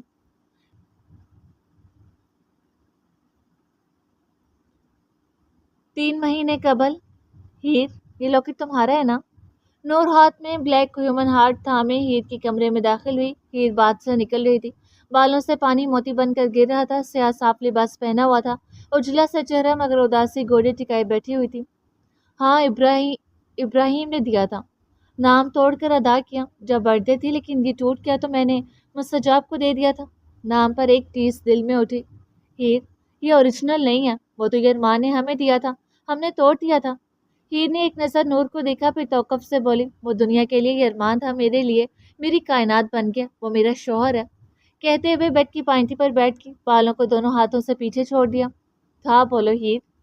تھا، میں نے ہمیشہ تمہارا ساتھ دیا، لیکن جو غلط ہے سو وہ غلط ہے۔ وہ قاتل تھا، ہمارے پیرنٹس کا قاتل، اس باپ کا جس نے تمہیں اس قابل بنایا جو تم ہو۔ کسی کو قاتل سے محبت نہیں ہوتی، تم پاگل ہو چکی ہو یا ابھی تک قبول نہیں کر سکی جو کچھ ارمان نے کیا تھا۔ اس کی سزا دے کر تم نے ابراہیم کی چترے اڑا دی، نکل آؤ اس دنیا سے۔ ایک وقت تھا جب ہیر کو مستجاب کے لیے تیار کر رہی تھی اور آج بدزن کر رہی تھی۔ کیسے لوگ ہیں، اچھوں کو پوجتے ہیں اور بروں کو جہنم کا داروغہ سمجھتے ہیں۔ نور، بس کر دو، اور کتنا بولو گی؟ میں نے وہ وقت اس کے ساتھ گزارا ہے جس میں کسی بھی لحاظ سے کمی نہیں تھی۔ یہ مذاق ہے؟ پھر کھولو اسے اور بتاؤ یہ کیا ہے؟ نور نے لاکٹ ہاتھ پر رکھ کر ہیر کے سامنے کیا۔ ہیر نے ہولے سے پکڑا، اسے دیکھا، پھر منہ میں رکھ کر توڑا، اندر سے ایک چپ نکلی، وہ لیپ ٹاپ پر لگائی، وہاں ایک امپورٹنٹ نامی فائل اوپن ہوئی۔ دونوں بیڈ پر سامنے لیپ ٹاپ رکھے بیٹھ چکی تھی، ویڈیو پلے ہوئی، وہاں ایک گاڑی کی عصمت کی گاڑی سے ٹکر ہوئی، چہرہ واضح نہیں تھا، پھر ایک اور منظر آیا جہاں 2 پولیس والے تڑپ رہے تھے، پھر ایک اور میں سہورا کی جھلک، تبریز کی شرٹ پر کیمرہ تھا، وہ فرار کی خبر سن کر آیا تھا امان کو پکڑوانے کے لیے۔ کریم اور تبریز منہ کھولے ایک انسان کی بے رحمی دیکھ رہے تھے، ایک دن میں 3 قتل، وہ امان تھا۔ پھر ایک کمرے کا منظر آیا جس میں چیئر پر تبریز آ کر بیٹھا، چہرہ کافی حد تک جھلسا ہوا تھا، پھر کہنا شروع کیا، میں نے لاکٹ بدل دیا، یہ اوریجنل نہیں ہے، دراصل میں کبھی مرا ہی نہیں تھا، میں نے امان کو جان لیا تھا جیل میں، میرے ایک جاننے والا تھا، اس نے بتایا تھا کہ وہ ہیر کے لیے زمین و آسمان ایک کر دے گا، وہ جب فرار ہوا تو میں گیا اور انجان بنا رہا، میرا مقصد اسے پولیس کے حوالے کرنا تھا لیکن وہ پھر بھاگ گیا، ابراہیم کو میں نے ٹریپ کیا، وہ بے وقوف تھا، فورٹ منرو آیا، وہ میرا پلان تھا جسے وہ سمجھ نہ سکا، ابراہیم نے مجھے بہت برا بھلا کہا، کسی نے غداری کی اور گولی چلی اور امان پھر فرار ہو گیا، सर्जरी करवाई, फिर तुम्हारे पीछे आया, वो तुम्हारे लिए हदें तोड़ा, वो मुझे मार डालेगा। जो एहतिसाब इब्राहिम के चेहरे के लिए था वो मेरे चेहरे पर गिर गया। मेरा सिर्फ प्लान था, लेकिन तरतीब ये अरमान ने दिया। दुनिया में कोई भी कत्ल हो तो यकीन से कहना ये अरमान ने किया है। मैं मिल नहीं सकता, मेरे पीछे ये अरमान के आदमी है। इब्राहिम बेकसूर है। तुर्की में ये पेंडेंट मैंने बदला। अमान कातिल है, वो इब्राहिम को भी मार डालेगा। वीडियो बंद होगी। नूर ने लैपटॉप की स्क्रीन बंद की और उठ खड़ी हुई। हीर, जिसके साथ तुमने सारी जिंदगी जुल्म किया वो बेकसूर था हमेशा से। वो तो हमारे ही बाप के कहने पर वहां पहुंचा था।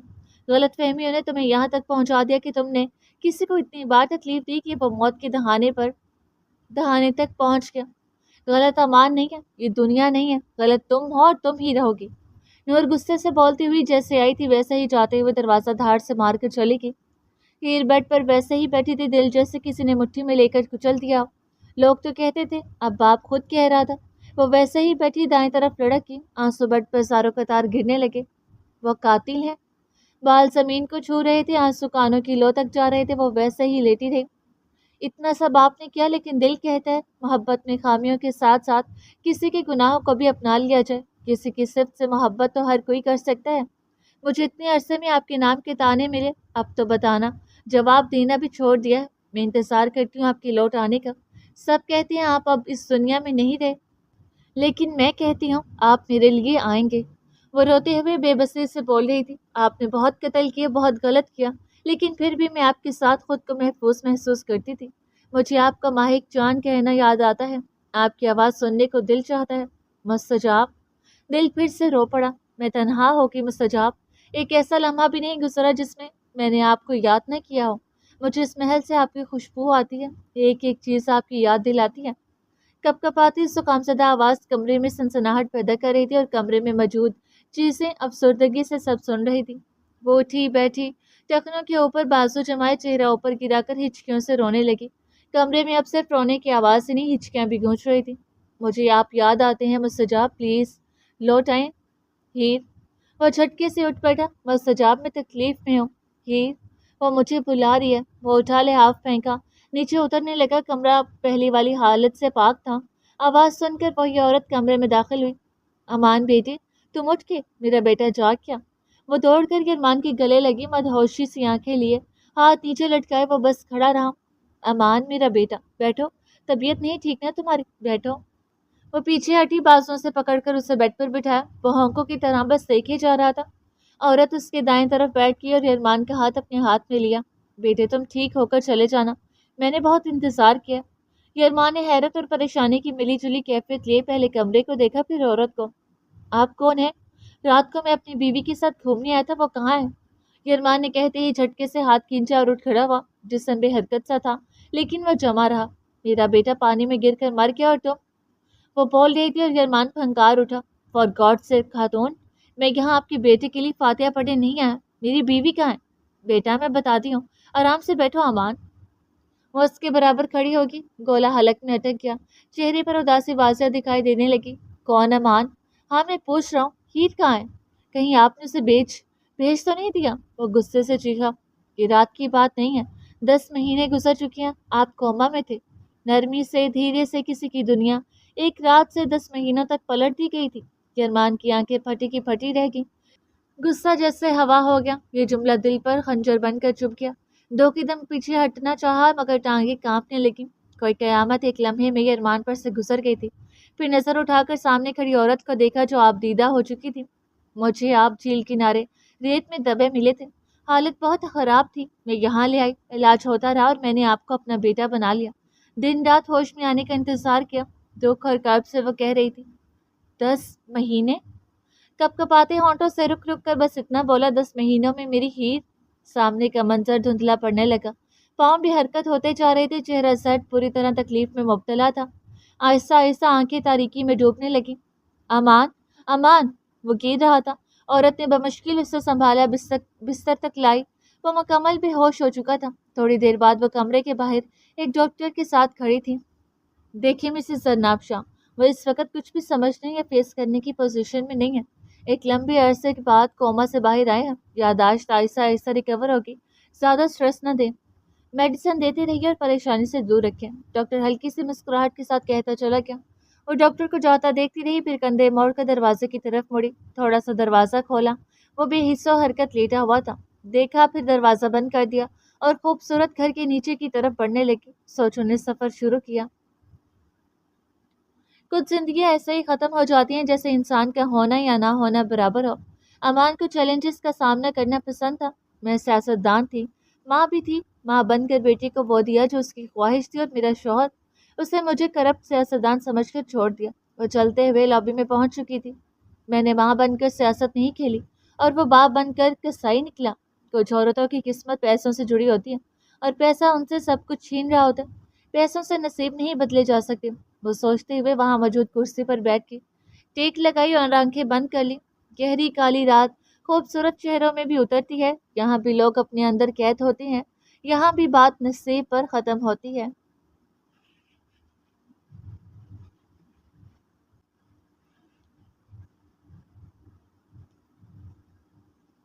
सुबह अपने अरूज पर थी। दुनिया को हर सुबह उठना ही था, फिर अपने अपने काम निपटाने थे। ये कुदरत का असूल था। रात आराम, दिन काम, लेकिन हम नौनिहाद अकवाम ने असूल बदल दिए और अपनी रगों में बेबरकती उतार दी। इब्राहिम बिल्डिंग पूरी आबोताब से चमक रही थी। ये वही बिल्डिंग थी जिससे रक्षंदा उबैद की जिंदगी में आई। ये इमारत बाबरकत साबित हुई। बिजनेस बड़ा, दौलत आम हो गई, लेकिन रिश्तों से बरकत उठ गई। लोग टुकड़ों में बट कर रह गए। स्याह कमरे की तारीकी इब्राहिम की दुनिया का हिस्सा बन चुकी थी। ये उसकी जिंदगी को भी अंधेर कर रही थी। इब्राहिम अपनी नशिस्त पर बैठा, टांग पर टांग जमाए, हाथ में लेड पेंसिल को उंगलियों के दरमियान घुमा रहा था। चेयर के बाजू पर कोहनी जमाए, सर पीछे टिकाए, आंखें बंद किए, मध्यम सा झूलता हुआ वो बार बार यही अमल दोहरा रहा था। वो थी तो दुनिया रौनक भरी लगती थी, खुद अधूरी थी मगर मुझे कामिल करती थी। आ देख के तेरे बाद के सारे हसीन मौसम मेरे वक्त पर बैठकर मुझे तख्त करते थे। सिरिल्ला बड़बड़ा रहा था। टेक टेक टेक की आवाज़ से दरवाजे पर दस्तक हुई। इब्राहिम ने आंखें खोली। यस। अजीम दरवाज़ा खोलकर अंदर आया। सफ़ेदी में मलबूस हाथ में फाइल थी जो आकर टेबल पर रख दी। अजीम, वकास, वलीमा भी नहीं हुआ और तुम जॉब पर आ गए। इब्राहिम ने पेंसिल घुमाते हुए नरमी से कहा। बॉस, शादी एक रस्म होती है। जिम्मेदारी वो है जो जिंदगी भर निभानी पड़ती है। रस्म एक बार अदा होती है, जिम्मेदारी उम्र भर। वो अदब से हाथ बांधे खड़ा था, चेहरे पर जिंदगी की हकीकत की तर्जुमानी थी। अजीम, वकास, लेकिन कुछ लोग की रस्म और जिम्मेदारी 4 बार भी निभा लेते हैं। इब्राहिम ने हल्की सी मुस्कुराहट के साथ कहा। बॉस, मैं 4 शादियां करने वाला नहीं हूँ। तो फिर लड़कियां क्यों इतनी एक्साइटेड होती हैं? बॉस, कुछ लड़कियां शादी को दुनिया का पता नहीं कौन सा 10वां अजूबा समझती हैं और सब कुछ उसी पर डिपेंड कर देती हैं। मैं काम करने वाला आदमी हूँ, ख्वाब नहीं देखता। इब्राहिम ने टांग बदली, चेयर थोड़ा आगे सरकाई, पेंसिल टेबल पर रख दी, कोहनियाँ जमाई, रुका, फिर बोला। अजीम, वकास, उर्दू की गज़लें किससे पढ़ते थे? बॉस, वो फीमेल टीचर थी। अजीम नजरें झुकाते हुए मध्यम सा मुस्कुराया। इसलिए तो बातें याद हैं उसकी। वो दोनों एक साथ हल्का सा हंसे। बॉस, शदाब हुसैन अच्छा इंसान साबित हो रहा है। इरमान, सॉरी, अभी देहाब की गैर मौजूदगी में भी बिजनेस को उठाया जा रहा है। ईमानदारी से काम करे। अजीम, वकास, बैठो। अच्छे बैकग्राउंड का है। गरीबी से अमीरी का सफ़र कुछ लोगों को रास आता है। वो ईमानदार है। आज के दौर में ये सुनकर खुशी होती है। बॉस, अजीम बैठ चुका था, हाथों का आपस में थामे मध्यम आवाज में बोला, मगर बात अधूरी छोड़ दी। अजीम, वकास, ये बात करने का तरीका नहीं हुआ। बात मुकम्मल की जाती है, बात को झोल देने वालों से खौफ होती है मुझे। Sorry boss.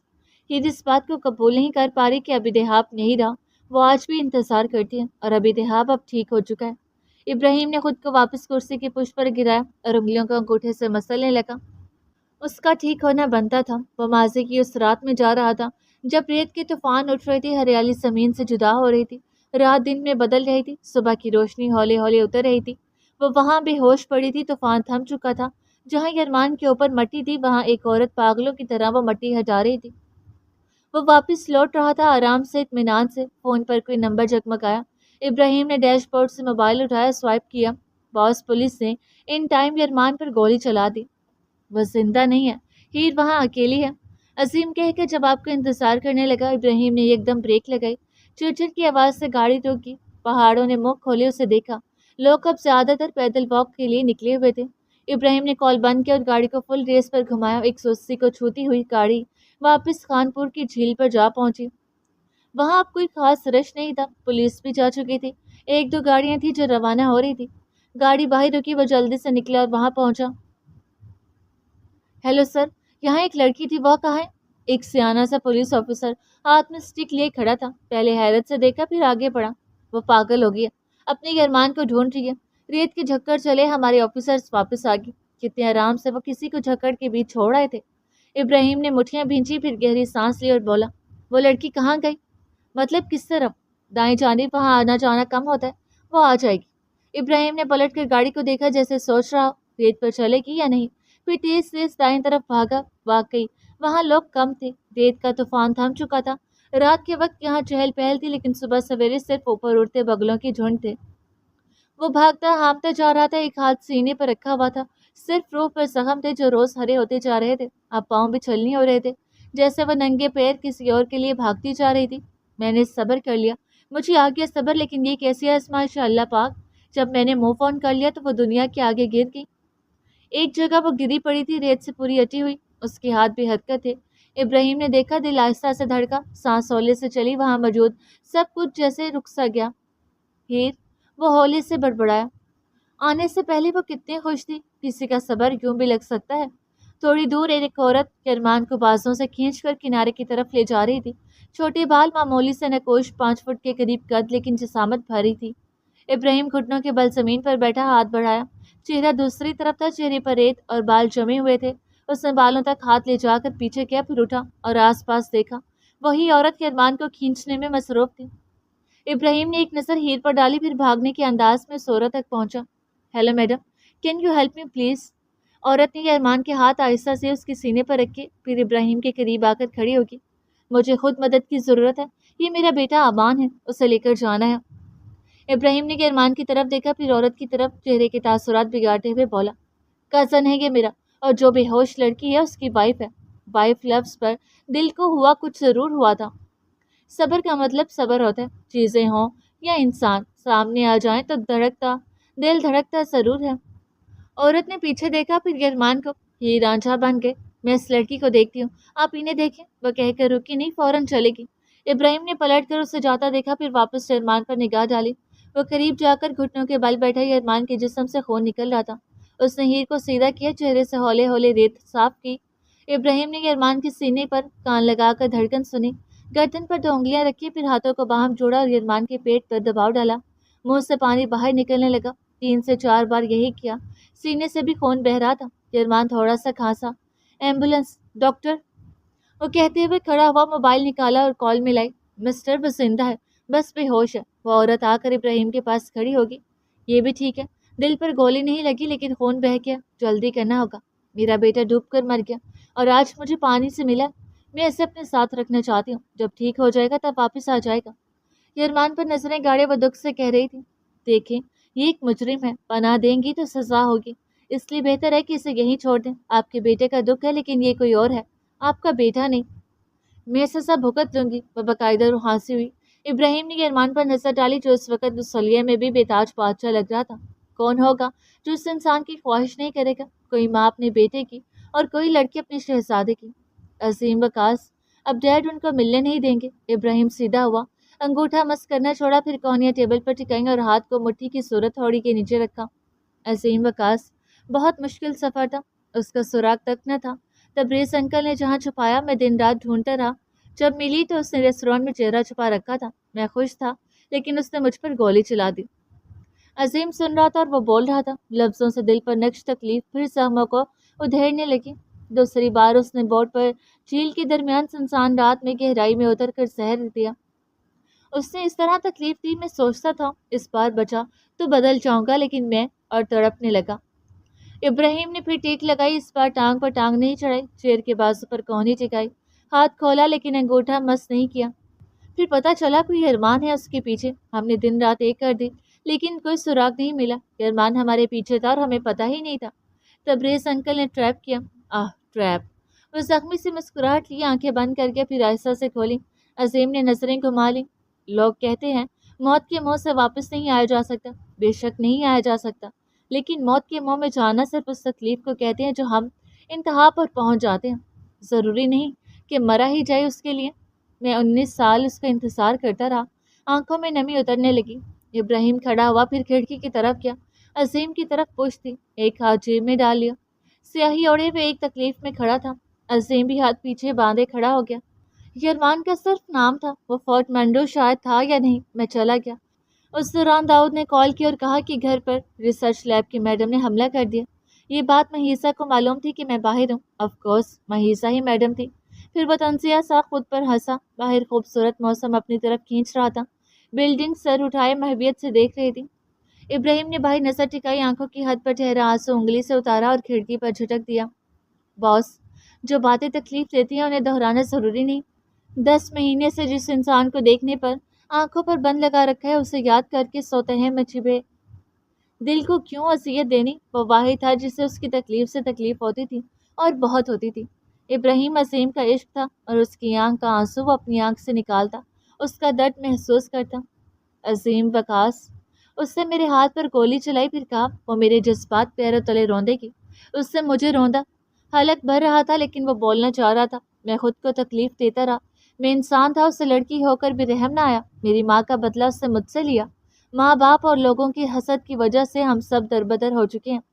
ہمیں ہمارا اصل نہیں مل رہا۔ میں نے صبر کر لیا۔ کیا میرے صبر پر بھی میری زندگی نے رحم نہیں کہا؟ میں پھر بھی زندہ ہوں۔ آواز رن چکی تھی۔ عظیم نے کچھ کہنے کو لباق کیے، پھر خاموش ہو گیا۔ اس انسان کو غم میں تسلی دینا مشکل ہوتا ہے جسے محبت نے مارا ہو۔ عظیم وقاص، تمہیں بھی تو پتا تھا کہ وہ زندہ ہے۔ مجھے تب بھی دکھ ہوا تھا، اور بہت ہوا تھا۔ میری زندگی میں تم پر یقین واحد چیز تھی جو اس دنیا میں میرے لیے باقی تھی، اور وہ بھی ختم ہوگی۔ میں اپنے آس پاس دیکھوں تو کوئی بھی مخلص نہیں لگتا۔ تم نے وہ سب کچھ کیا جو کر سکتے تھے۔ میں تمہیں برا نہیں کہہ رہا، صرف ایک لڑکی کی ہی تو بات تھی جو تم نے نہیں بتایا۔ پھر بھی میں تمہیں برا نہیں کہوں گا، لیکن وہ لڑکی میرے لیے صرف لڑکی نہیں تھی، دنیا میں موجود سب لوگوں سے بڑھ کر تھی۔ میں تمہیں دل سے برا نہیں جان سکا، لیکن دکھ ہوتا ہے جن سے میں جڑتا ہوں، ایک بار وہ تکلیف ضرور دیتے ہیں۔ مجھے تکلیف ہوتی ہے کیونکہ میں ایک انسان ہوں۔ تم جا سکتے ہو۔ آخری لفظوں پر سیاہ کمرے میں ابراہیم کی سسکی بھری آواز گونجی۔ عظیم کو لگا وہ ہل نہیں سکے گا۔ جہاں وہ ابراہیم کے ساتھ دوسروں کے دیے دکھوں اور غموں میں کھڑا رہا، وہاں ان دکھوں میں ایک دکھ عظیم نے بھی دے رکھا تھا۔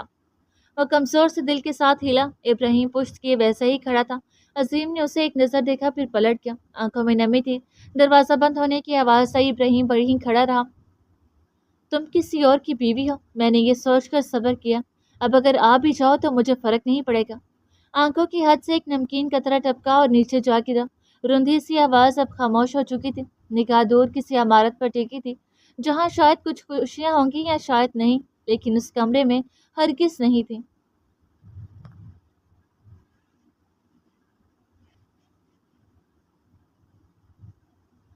تاج نما محل جو تاریخ میں بھی اس طرح خوشیوں سے محروم رہا تھا، یہ محل بھی خوشیوں سے محروم ہے۔ دن بہ رہا تھا، شام اگنے لگی تھی، موسم گرم ہوتا جا رہا تھا، وقت گزر رہا تھا، لیکن جو تکلیف میں تھے ان کا وقت بھی کبھی گزرا ہے بھلا؟ رنگین خوبصورت محل کے درمیان صوفوں کو گول دائرے کی صورت میں ترتیب دیا گیا تھا۔ اوپر جھوما لٹک رہا تھا، لیکن خاموش۔ لاؤنج میں ہیر، نور، ارحام اور عبید بیٹھے تھے۔ خوبصورت احساس چاروں اور پھیلا ہوا تھا۔ عبید اور ہیر آمنے سامنے، ارحام اور نور دونوں ایک صوفے پر۔ درمیان میں ٹیبل حائل تھی جس پر ایک بناوٹی سرخ گلابوں کا گلدستہ رکھا تھا۔ عبید نے سفید کپڑوں پر سیاہ جیکٹ پہن رکھی تھی، ہلکا ہلکا چہرہ اترا ہوا صحت عمر کے ساتھ گر رہی تھی۔ ہیر نے بلیک شرٹ ٹراؤزر پہنا ہوا تھا، گلے میں دوپٹہ تھا۔ ارحام کے گھنگریالے بال پونی میں قید تھے، کنچی آنکھوں میں چمک تھی، اور نور سبز فراق میں ملبوس تھی۔ ہیر بیٹے، آج میں کچھ مانگنے آیا ہوں، امید ہے مایوس نہیں کرو گی، اور صرف آخری بار مانگ رہا ہوں۔ ماموں آپ کہیے، مجھ سے ہو سکا تو میں کبھی انکار نہیں کروں گی۔ ہیر نے ٹانگ سے ٹانگ ہٹائی، گھٹنوں پر کوہنیاں جمائے ہوئے ہولے سے بولی، آج آیا ہوں، اس کے بعد پھر لاپتہ ہو جاؤں گا اگر جواب نیگیٹو ہوا۔ دباؤ سمجھنا ہے تو سمجھو، میری بہن کی آخری نشانی ہو۔ میں خوش دیکھنا چاہتا ہوں۔ بچوں والے فیصلے بہت ہوگے، اب کوئی عقل مندانہ فیصلہ کرنا ہوگا۔ زندگی یہاں گزری اور گزر جائے گی، تم لوگ بچے ہو، سمجھ نہیں آئے گی۔ جی ماموں، آپ کہیے، انشاءاللہ مایوس نہیں ہوں گے۔ نور نے ارحام کی طرف دیکھا، شاید وہ جانتی تھی وہ کیا کہنے والا ہے۔ ہیر، میں ابراہیم کے لیے تمہیں لینے آیا ہوں، وہ جہاں بیٹھی تھی وہیں ساکت ہوگی۔ اوپر کی سانس اوپر رہے گی، نیچے کی نیچے۔ کوئی پہاڑ تھا جو اس کے سر پر آ گرا تھا، اور کتنی بار شادی جیسے لفظ سے جڑنا باقی تھا۔ نور نے ارحام کی طرف دیکھا، ماموں آپ یہ کیا کہہ رہے ہیں؟ یہ ارمان کی وائف ہے، وہ نہیں مانتی کہ وہ مر چکا ہے۔ ارحام نے حیرت سے کہا۔ ہیر وہیں ساکت رہی، آنکھیں نمی کھینچ رہی تھی، دل کسی نے مٹھی میں لے لیا تھا۔ عبید نے جیکٹ کے اندرونی پاکٹ سے ایک لفافہ نکال کر ٹیبل پر رکھا۔ خلا کی نوٹس ہے، وہ مر گیا تو عدت پوری ہو چکی، اور اگر زندہ ہے تو ہم خلا لے لیں گے، لیکن عدالتی اور اسلامی نفاذ سے وہ غائب ہے، پتہ نہیں ہے تو دونوں چیزیں یہ نوٹس جاری کرتی ہیں۔ وہ کہہ کر اٹھا اور ہیر کے سامنے کھڑا ہوا، سر پر ہاتھ رکھا، پھر ٹہر کر بولا، شیرمان کو زندہ سمجھو اور سائن کر دو، وہ قاتل ہے، میں اپنی بیٹی کو قاتل کے ساتھ رہنے نہیں دوں گا، اور یہ میرا حکم سمجھو، میں انتظار کروں گا۔ وہ ویسے ہی نظریں نیچے جمائی بیٹھی رہی، آنسو آنکھ کی سرحد چیر کر نکلا۔ کسی کے لیے کتنا آسان ہوتا ہے کچھ بھی کہہ دینا، جس پر گزری اس کا دکھ کوئی اور کہاں سمجھے گا بھلا۔ وہ کہہ کر رکا نہیں، چلا گیا، اور ہم ساتھ ہی اٹھا اور کندھے اچکاتا نکل گیا۔ نور ہیر کے پاس بیٹھ گئی۔ زندگی میں ابراہیم جیسا انسان کبھی نہیں آ سکتا، آگے بڑھو، تمہارے رکنے پر 2 لوگ آج تمہارے ساتھ ہوں گے، پھر 4 دن بعد اکتا جائیں گے۔ یہ زندگی ہے، یہ معاشرہ ہے، یہاں سالہ سال بیٹیاں گھر نہیں بیٹھ سکتی۔ 10 مہینے غم سے نکلنے کسی کو زندہ یا مردہ سمجھنے کے لیے بہت ہوتے ہیں، اس کو زندگی کا ٹراما مت بناؤ۔ عبید ماموں کل پیپرز لینے آئیں گے، پرسوں میں اور ارحام نے چلے جانا ہے، تمہیں ایک قاتل اور خاندان میں سے کسی ایک کو چننا ہوگا۔ ہیر نے آخری بات پر بے یقینی سے دیکھا، سرخ آنکھوں میں اٹکے موتی گود میں آ گرے۔ صرف ہاں یا نہ کا چناؤ کرنے میں کسی کی زندگی جا رہی تھی، لیکن کہنے والا کہہ گیا تھا۔ نور نے نظر بھر کر دیکھا، پھر اٹھ کر چلی گئی۔ اسلام آباد میں E7 کی طرف ڈھلوانوں پر بنتے بکھرتے گھر، جن کی شکلیں دیکھ کر فوراً اندازہ ہو جاتا ہے کہ یہ کسی سیاست دان کا ٹھکانہ ہے۔ وہ کرپٹ نہیں ہوتے، صرف عوام کے پیسوں میں سے اپنا حصہ نکال لیتے ہیں۔ وہ معصوم لوگ ہیں جو صرف اپنے گھروں، جوتوں اور کپڑوں پر خرچ کرتے ہیں، لیکن ہم پاگل ہوتے ہیں۔ وہ لوگ پاگل ہوتے ہیں جن کے چولہوں پر شام کو دھواں نہیں اٹھتا لیکن ٹیکسوں میں اضافہ سہ لیتے ہیں، جو بجلی کا بل بھرنے سے گھبراتے ہیں لیکن لوڈ شیڈنگ کے اندھیروں میں برسوں جیتے ہیں۔ غریب کی عمر بھر کی کمائی اور امیر کے ڈرائنگ روم میں سجی سیاہ گھوڑے والی ایک پینٹنگ قیمت میں برابر۔ بچے پھٹے پرانے کپڑوں میں جلتی دھوپ میں ننگے پاؤں چلتے ہیں، اور جن زمینوں پر سیاست دانوں کے پاؤں پڑتے ہیں وہ زمینیں اربوں کی مالیت رکھتی ہیں۔ سیاست دان کرپٹ نہیں ہوتے، ان کے خواب بڑے ہوتے ہیں، بس ہم چھوٹے لوگ ان خوابوں کو سمجھ نہیں پاتے۔ شام کا سایہ گہرا ہو چکا تھا، دور کہیں عشاء کی اذان ہو رہی تھی، اور اس گھر میں سب کچھ موجود تھا سوائے افراد کے۔ یرمان نے ہولے سے آنکھ پڑپڑائی، لے انگلیاں حرکت میں آئیں، کمرہ بالکل خاموش تھا، اتنا کہ پن گرنے کی آواز تک سنائی دیتی۔ آنکھیں دھندلا رہی تھی، ڈبل سیلنگ اب واضح ہو چکی تھی، آنکھیں مکمل کھلی تو دماغ نے پروسیس کیا۔ وہ تیزی سے اٹھ بیٹھا، لحاف ایک طرف پھینکا، سفید ٹی شرٹ اور بلیک ٹراؤزر پہنے ہوئے تھا، کسرتی بازو قدرے کمزور ہو چکے تھے، چہرہ زرد، آنکھیں بیماروں جیسی، دونوں ہاتھوں سے چہرہ مسلا، بال پیچھے کیے، کمرے کا جائزہ لیا، آنکھیں گھمائیں، پھر اٹھا، سلیپرز پہنے اور چلتا ہوا دروازے تک آیا۔ حالت اب کافی حد تک ٹھیک تھی۔ دروازہ کھولا تو سامنے ہر چیز سے لدا خوبصورت حسین سا گھر۔ وہ دیکھتا ہوا نیچے کی طرف بڑھنے لگا، ایک طرف کلاک پر وقت دیکھا، سینوں تک پہنچا، بلیک اینڈ ریڈ تھیم میں پینٹنگ اویزا تھی۔ نیچے آیا تو ملازم اپنے اپنے کاموں میں مصروف تھے، انہوں نے سرسری سا دیکھا، پھر اپنے کام میں لگ گئے۔ وہ چلتا ہوا دروازے تک آیا اور باہر نکل آیا، سامنے خوبصورت لابی تھی، وہاں زرناب شاہ بیٹھی چائے پی رہی تھی، ایک ملازمہ نیچے بیٹھی دوبارہ چائے ڈالنے کے لیے منتظر تھی۔ دور پار سے ٹھنڈی ہوائیں چل رہی تھی اور ٹھنڈی رات اتر چکی تھی۔ یرمان چلتا ہوا چیئر تک آیا، زرناب نے اسے دیکھا، چہرے پر ہلکی سی مسکراہٹ ابھری، کپ رکھا اور ملازمہ کی طرف دیکھا، دیکھتے ہی ملازمہ فوراً اٹھ کر چلی گئی۔ آ گئے آپ، بیٹھو۔ باہر موسم سہانا ہو رہا تھا، میں یہاں بیٹھنے نہیں آیا، اب وہ ہوا سے اسلام آباد اور آپ کے گھر سے سیاست کی بو آ رہی ہے، میں آپ کے گھر پر کیا کر رہا ہوں؟ یرمان نے ہولے لیکن سخت آواز میں کہا۔ 30-32 کے لگتے ہو لیکن بات بچوں کی طرح کرے، گرتے ہیں تو اٹھنے میں وقت تو لگتا ہے، اٹھتے ہیں تو گرنے سے آئی چوٹ کو ٹھیک ہونے میں وقت لگتا ہے، بیٹھ جاؤ، چپ رہو گی تو بتاؤں گی۔ یرمان نے تندہی سے دیکھا، پھر چیئر پر بیٹھ گیا۔ طبیعت کیسی ہے باپ کی؟ میں یہ بتانے کے لیے نہیں بیٹھا، تندرست ہوں تبھی تو یہاں موجود ہوں نا، 50-55 کی لگتی ہیں، دیکھ کر اندازہ نہیں لگا سکی۔ چہرے کی زاویے بگڑ رہے تھے لیکن وہ خود کو کنٹرول کر رہا تھا، تن بدن میں آگ لگنے والی بات تھی، لیکن وہ چپ ہو گئی۔ 10 مہینے پہلے جھیل کنارے پر بے ہوش ملے تھے، وہاں ایک لڑکی بھی تھی، وہ بھی بے ہوش تھی، پھر ایک اور انسان آیا، ہم آپ دونوں کو ہاسپٹل لے آئے لیکن آپ کوما میں چلے گئے۔ وہ لڑکی کہاں گئی؟ وہاں جو آیا تھا وہ کون تھا؟ سمجھنے کی صلاحیت بیدار ہو رہی تھی، وہ لڑکی کسی عبید کی بھانجی تھی، وہ لے گئے، اور جو لڑکا تھا وہ کہہ رہا تھا آپ کا کزن ہے، تو وہ آپ کو علاج کے لیے میرے کہنے پر میرے پاس چھوڑ گیا، لیکن علاج اس کے پیسوں سے ہوا ہے۔ यरमान ने मुठियां भींच लीं। इब्राहिम? हाँ, वो इब्राहिम था। वो कह रहा था आप मुजरिम हैं। यरमान के दिल पर टीस उठी, चेहरे पर पसीना सा उभरा। मुझे अपने घर जाना है, लेकिन कुछ रकम उधार दे दो, मैं जाकर लौटा दूंगा। आपने यहाँ रखा, अपना समझा, मैं मशकूर हूँ आपका। मैं आपको अपने यहाँ की शिफ्टिंग केयरिंग की बिल अदा कर दूंगा, बल्कि फ़ौरन कर दूंगा। सपाट से चेहरे के साथ वो बोला। मैं रोकूंगी नहीं, क्योंकि कोई किसी का ज़बरदस्ती नहीं बनता। उस शानदार घर में सिर्फ मैं ही रह सकती हूँ। यहाँ से सबको सियासत की बू आती है। कहीं ना कहीं बेटियाँ माँ पर चली जाती हैं। वो भी सियासत में अकेली रह गई थी और मैं भी अकेली रह जाऊंगी। आप मेरा अमान नहीं बन सकते। मेरा अमान कातिल नहीं था, मकतूल था। ये बात इरफान के दिल पर खंजर की तरह लगी। कहो तो ड्राइवर छोड़ आएगा, लेकिन रात है, सुबह चले जाना। उसने दोबारा कप उठाया, आंखों की नमी चाय की भाप में घुल गई। नहीं, मैं अभी जाना चाहता हूँ। गाड़ी दे दो, मैं भिजवा दूंगा। आप कोई गारंटी ले लें, मैं गाड़ी वापस कर दूंगा, बल्कि मैं अपनी बीवी की कसम खाता हूँ, मैं वापस कर दूंगा। यहाँ से लोग हजारों गाड़ियाँ लूटते हैं। तुम चोर नहीं, कातिल हो, और गाड़ी कत्ल नहीं हो सकती। वो कहकर उठी, पीछे पोर्च में खड़े अलर्ट मोटे से ड्राइवर को हाथ के इशारे से बुलाया। यरमान भी खड़ा हो गया। कातिल का लफ्ज उसकी रूह तक सनसनाहट पैदा कर गया, लेकिन वह चुप रहा। मुनव्वर साहब को गाड़ी दो और मुलाजमा से कहो कुछ कैश लेकर आए। ड्राइवर ने जेब से चाबी निकाल कर यरमान को थमा दी और वापस चला गया। जरनाम ने यरमान के कंधे पर हाथ रखा और मुस्कुराई। मेरा अमान नहीं बन सकते, आप कातिल हैं, कहकर वो चली गई। यरमान ने गहरी सांस ली, फिर आसमान की तरफ देखा। इतने में अंदर से एक इनवेलप लिए ड्राइवर आया। वो स्याही में लिपटी अपने कमरे के सोफे पर बैठी थी। सामने टेबल पर पेन और खुला के कागज पड़े थे। इस्लामाबाद की खूबसूरत सड़कों पर वह तेज रफ्तार से ड्राइविंग करता हुआ आ रहा था। उससे आना ही तो था। जिंदगी दुखों और तकलीफों में थी तो खुशियों की कोई उम्मीद नहीं थी। चंद खुशियां झोली में गिरी तो दुखों का मजा भी किरकिरा हो गया। अब किस उम्मीद पर जीना है, कैसे जीना है? वो कागज उठाकर उलट पलट रही थी, आंखें सुर्ख, चेहरा उतरा हुआ। वो यकीन कर रही थी और यकीन करना चाह रही थी। मैं अपनी हीर के पास लौट आऊंगा। उससे तकलीफ हुई होगी, उससे मुझे पुकारा होगा। मैंने इंतजार किया था। लोग मुर्दों को भूल जाते हैं, मैंने उस इंसान का इंतजार किया था जिसे दुनिया मुर्दा कहती थी। तुम्हारे नाम की ताने सुने, कितना कुछ सुनना होगा। मैं सब कुछ जला कर राख कर दूंगा। इब्राहिम ने उसे अपने पास रख लिया। वो मेरे जुर्म माफ कर देती, वो बीवी थी मेरी। वो गाड़ी उड़ाता हुआ आ रहा था, अपनी ईद के पास, अपने मताए जान के पास।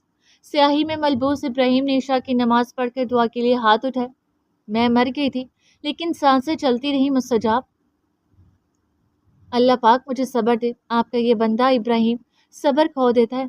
आ रहा हूँ माहिक जान, तुम्हारा मुस्तजाब आ रहा है। हीर ने पेन उठाया, कागज कांपते हाथों से सीधे किए। इब्राहिम ने चेहरा हाथों के प्याले में गिरा दिया। अल्लाह पाक, मैं कहता हूँ मुझे सब्र आ गया, लेकिन जो उसने मेरे साथ किया, मुझे तकलीफ महसूस होती है। मुझे सब्र दे। लौट आया हूँ, मौत से जीत कर आया हूँ। मैं आ रहा हूँ माहिक जान। यरमान ने टर्न लिया।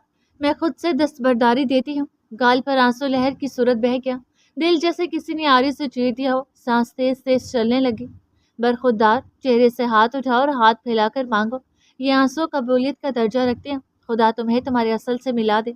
उसने कांपते हाथों से साइन कर दिया। यरमान की गाड़ी टर्न लेते हुए एक सफ़ेद हॉस्पिटल की गाड़ी से जा लगी। एक जोरदार चीख उभरी। आमीन सुम आमीन। इब्राहिम ने भरी आंखों से दर्द भरे लहजे में कहा, ये रात किसी का सब्र तो किसी के लिए कहर बनकर टूटी थी।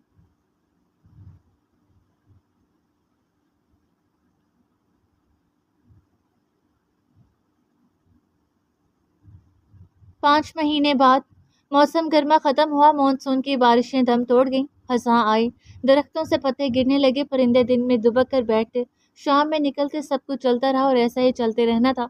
पुराने ज़माने की सरकारी इमारत, जिसकी दीवारें सुरमई मटियाले रंग की थीं, कुछ हिस्से धूप में झुलसे हुए, कुछ मुकम्मल सायादार और खामोश थे। ऊंची दीवारें जिन पर लोहे की खारदार तारें लगी हुई थी। अंदर जाने वाले रास्ते पर सिक्योरिटी गेट और एक फ्रंट डेस्क, जहां मरीजों के रिश्तेदार मालूमात लेते हैं। अंदर दाखिल होते ही एक आध जली दवा, पुराने कपड़ों और जरासीम कश महलूल की महक आती है। कभी कभी दूर से चीखने की आवाज़ और कभी एक धीमी सरगोशी जैसा सन्नाटा सुनाई देता है। कुछ मरीज लावारिस होते हैं, जिन्हें खानदान छोड़ चुका होता है। कुछ ऐसे होते हैं जिन्हें ज़बरदस्ती दाखिल करवाया जाता है। कई मरीज टूटे ख्वाब, सदमे या मोहब्बत के जख्मों के साथ यहाँ आए होते हैं। अक्सर ख़वातीन मरीजों की कहानियों में धोखा, जुल्म या गुनाह का साया होता है। ये इमारत सिर्फ ज़हनी मरीजों की नहीं थी, ये उन लोगों का भी आखिरी ठिकाना थी जो दुनिया की समझ से बाहर निकल गए थे। لاہور کے ایک ہسپتال کے باہر تختی پر Punjab Institute of Mental Health Lahore mental asylum لکھا تھا۔ اندر سے شور کی گونج باہر تک سنائی دے رہی تھی۔ ہسپتال کی راہداری میں دو کمپاؤنڈر ایک وجود کو زور سے جھکڑے چلے آ رہے تھے۔ آگے ایک ڈاکٹر اسٹیتھوسکوپ گلے میں لٹکائے نرس کوٹ پہنے تیز قدموں سے چل رہا تھا۔ چھوڑو مجھے، کہاں لے جا رہے؟ میں پاگل نہیں ہوں، میں دی گریٹ ابھی دہاب وہاج ہوں۔ دائیں بائیں چھوٹے چھوٹے سیل بنے تھے، ایک طرف عورتیں دوسری طرف مرد۔ عورتیں سر کھجا رہی تھی، جوئیں نکال کر دیواروں پر چپکا رہی تھی۔ مرد کھلے ڈھلے کپڑوں میں تھے، ایک کا پائنچا اوپر تو دوسرے کی آستین چڑھی ہوئی۔ کوئی ہاتھ میں گم لیے کہکے مار رہا تھا، کوئی زمین پر لیٹا تھا۔ سب کسی ترتیب یا ہوش کے بغیر اس بزنس مین کو وارڈ میں لیا۔ وہ ڈاکٹر ہدایت کرتا آگے بڑھ گیا، اسے ایک بکھرے گندے سے کمرے میں لے جایا گیا۔ فرش پر میلی سفید چادر، کونے میں ٹوٹی ہوئی گلاس، دیواروں پر مختلف رنگوں کے چھینٹے، مشینوں کی ٹک ٹک چل رہی تھی۔ یرمان کا چہرہ سرد، آنکھوں کے گرد سے ہلکے بال ماتھے تک جھکے، لبوں پر خشک پیپڑیاں، کلین شیپ اور چہرے پر خراشوں کے تازہ نشان۔ شرٹ پھٹی ہوئی، پاجامہ سفید مگر میلا۔ یہ وہ یرمان نہیں تھا جو چلتا تو لوگ دیکھتے تھے، بولتا تو سب سنتے تھے۔ یہ یرمان دل باہر نکال رہا تھا۔ دو نرسز نے زور سے اسے بیڈ پر گرایا، ہاتھ اور پیر بیڈ کے ساتھ باندھ دیے۔ نشان پہلے سے موجود تھے، کچھ تازہ۔ چھوڑو مجھے، میں پاگل نہیں ہوں، مجھے ہیت کے پاس جانا ہے، میں سب کو قتل کر دوں گا۔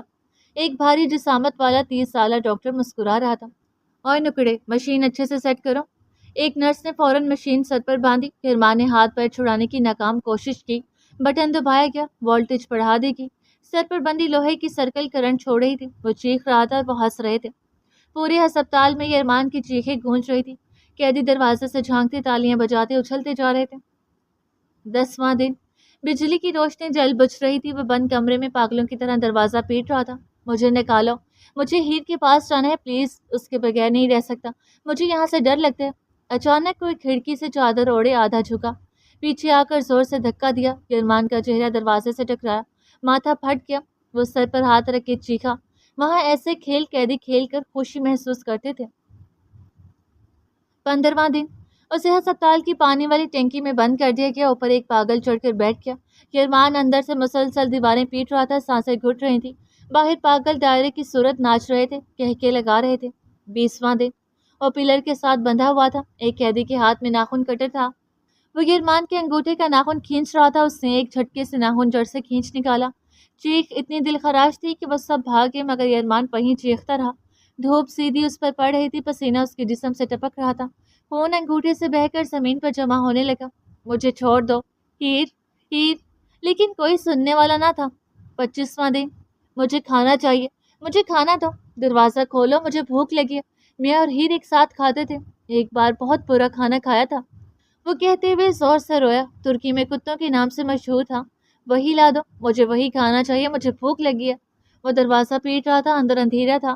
بار بار پیچھے مڑ کر دیکھتا، پھر چیخ اٹھتا۔ باہر قیدی دروازے کے پاس زمین پر الٹے لیٹے تھے، نیچے سے ٹارچ کی روشنی اندر ڈال رہے تھے۔ 1 مہینے بعد سارے پاگل قیدی اس کے پیچھے تھے اور وہ آگے بھاگ رہا تھا۔ ایک عورت موٹی بھدی سی اچانک یرمان کے سامنے کھڑی ہوگی، ٹانگیں پھیلائے، کندھوں تک آتا، بالوں کا چھتا، چہرہ سیاہی سے چمک رہا تھا۔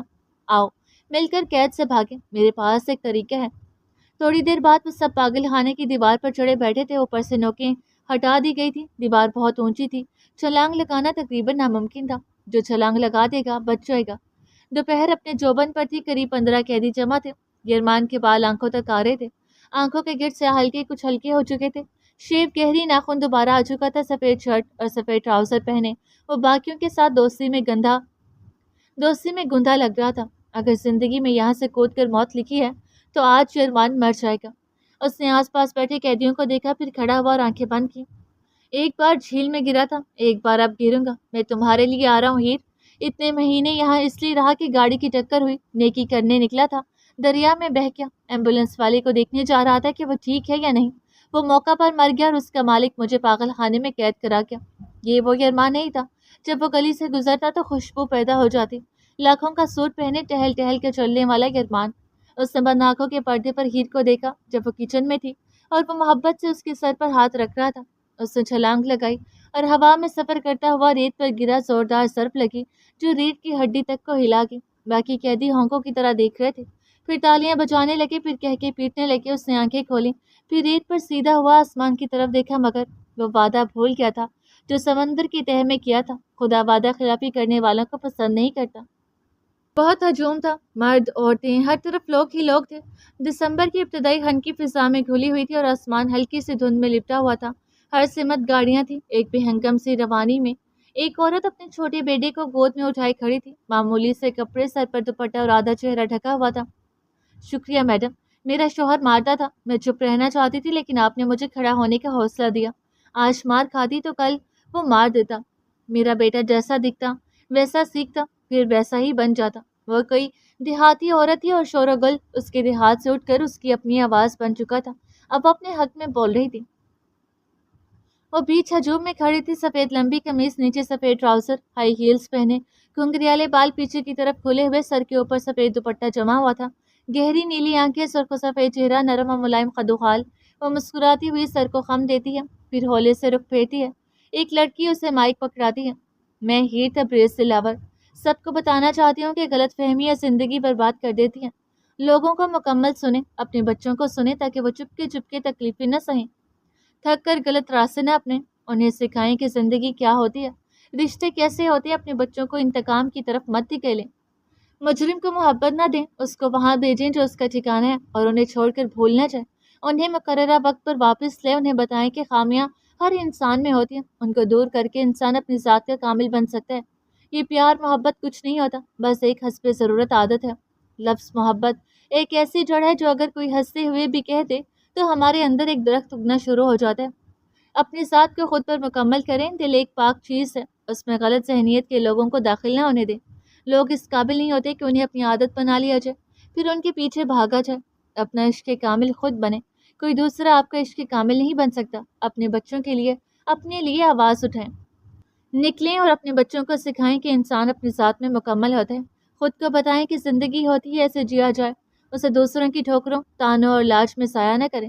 زندگی کو اچھے طریقے سے جئیں کیونکہ یہ صرف ایک بار ملتی ہے۔ عشق کامل خدا کی ذات ہے، اس کی طرف لوٹیں، وہی ذات قابل ہے کہ اس کی طرف پلٹا جائے اور اس نے ہمیں اپنی طرف پلٹنے کی قابل بنایا۔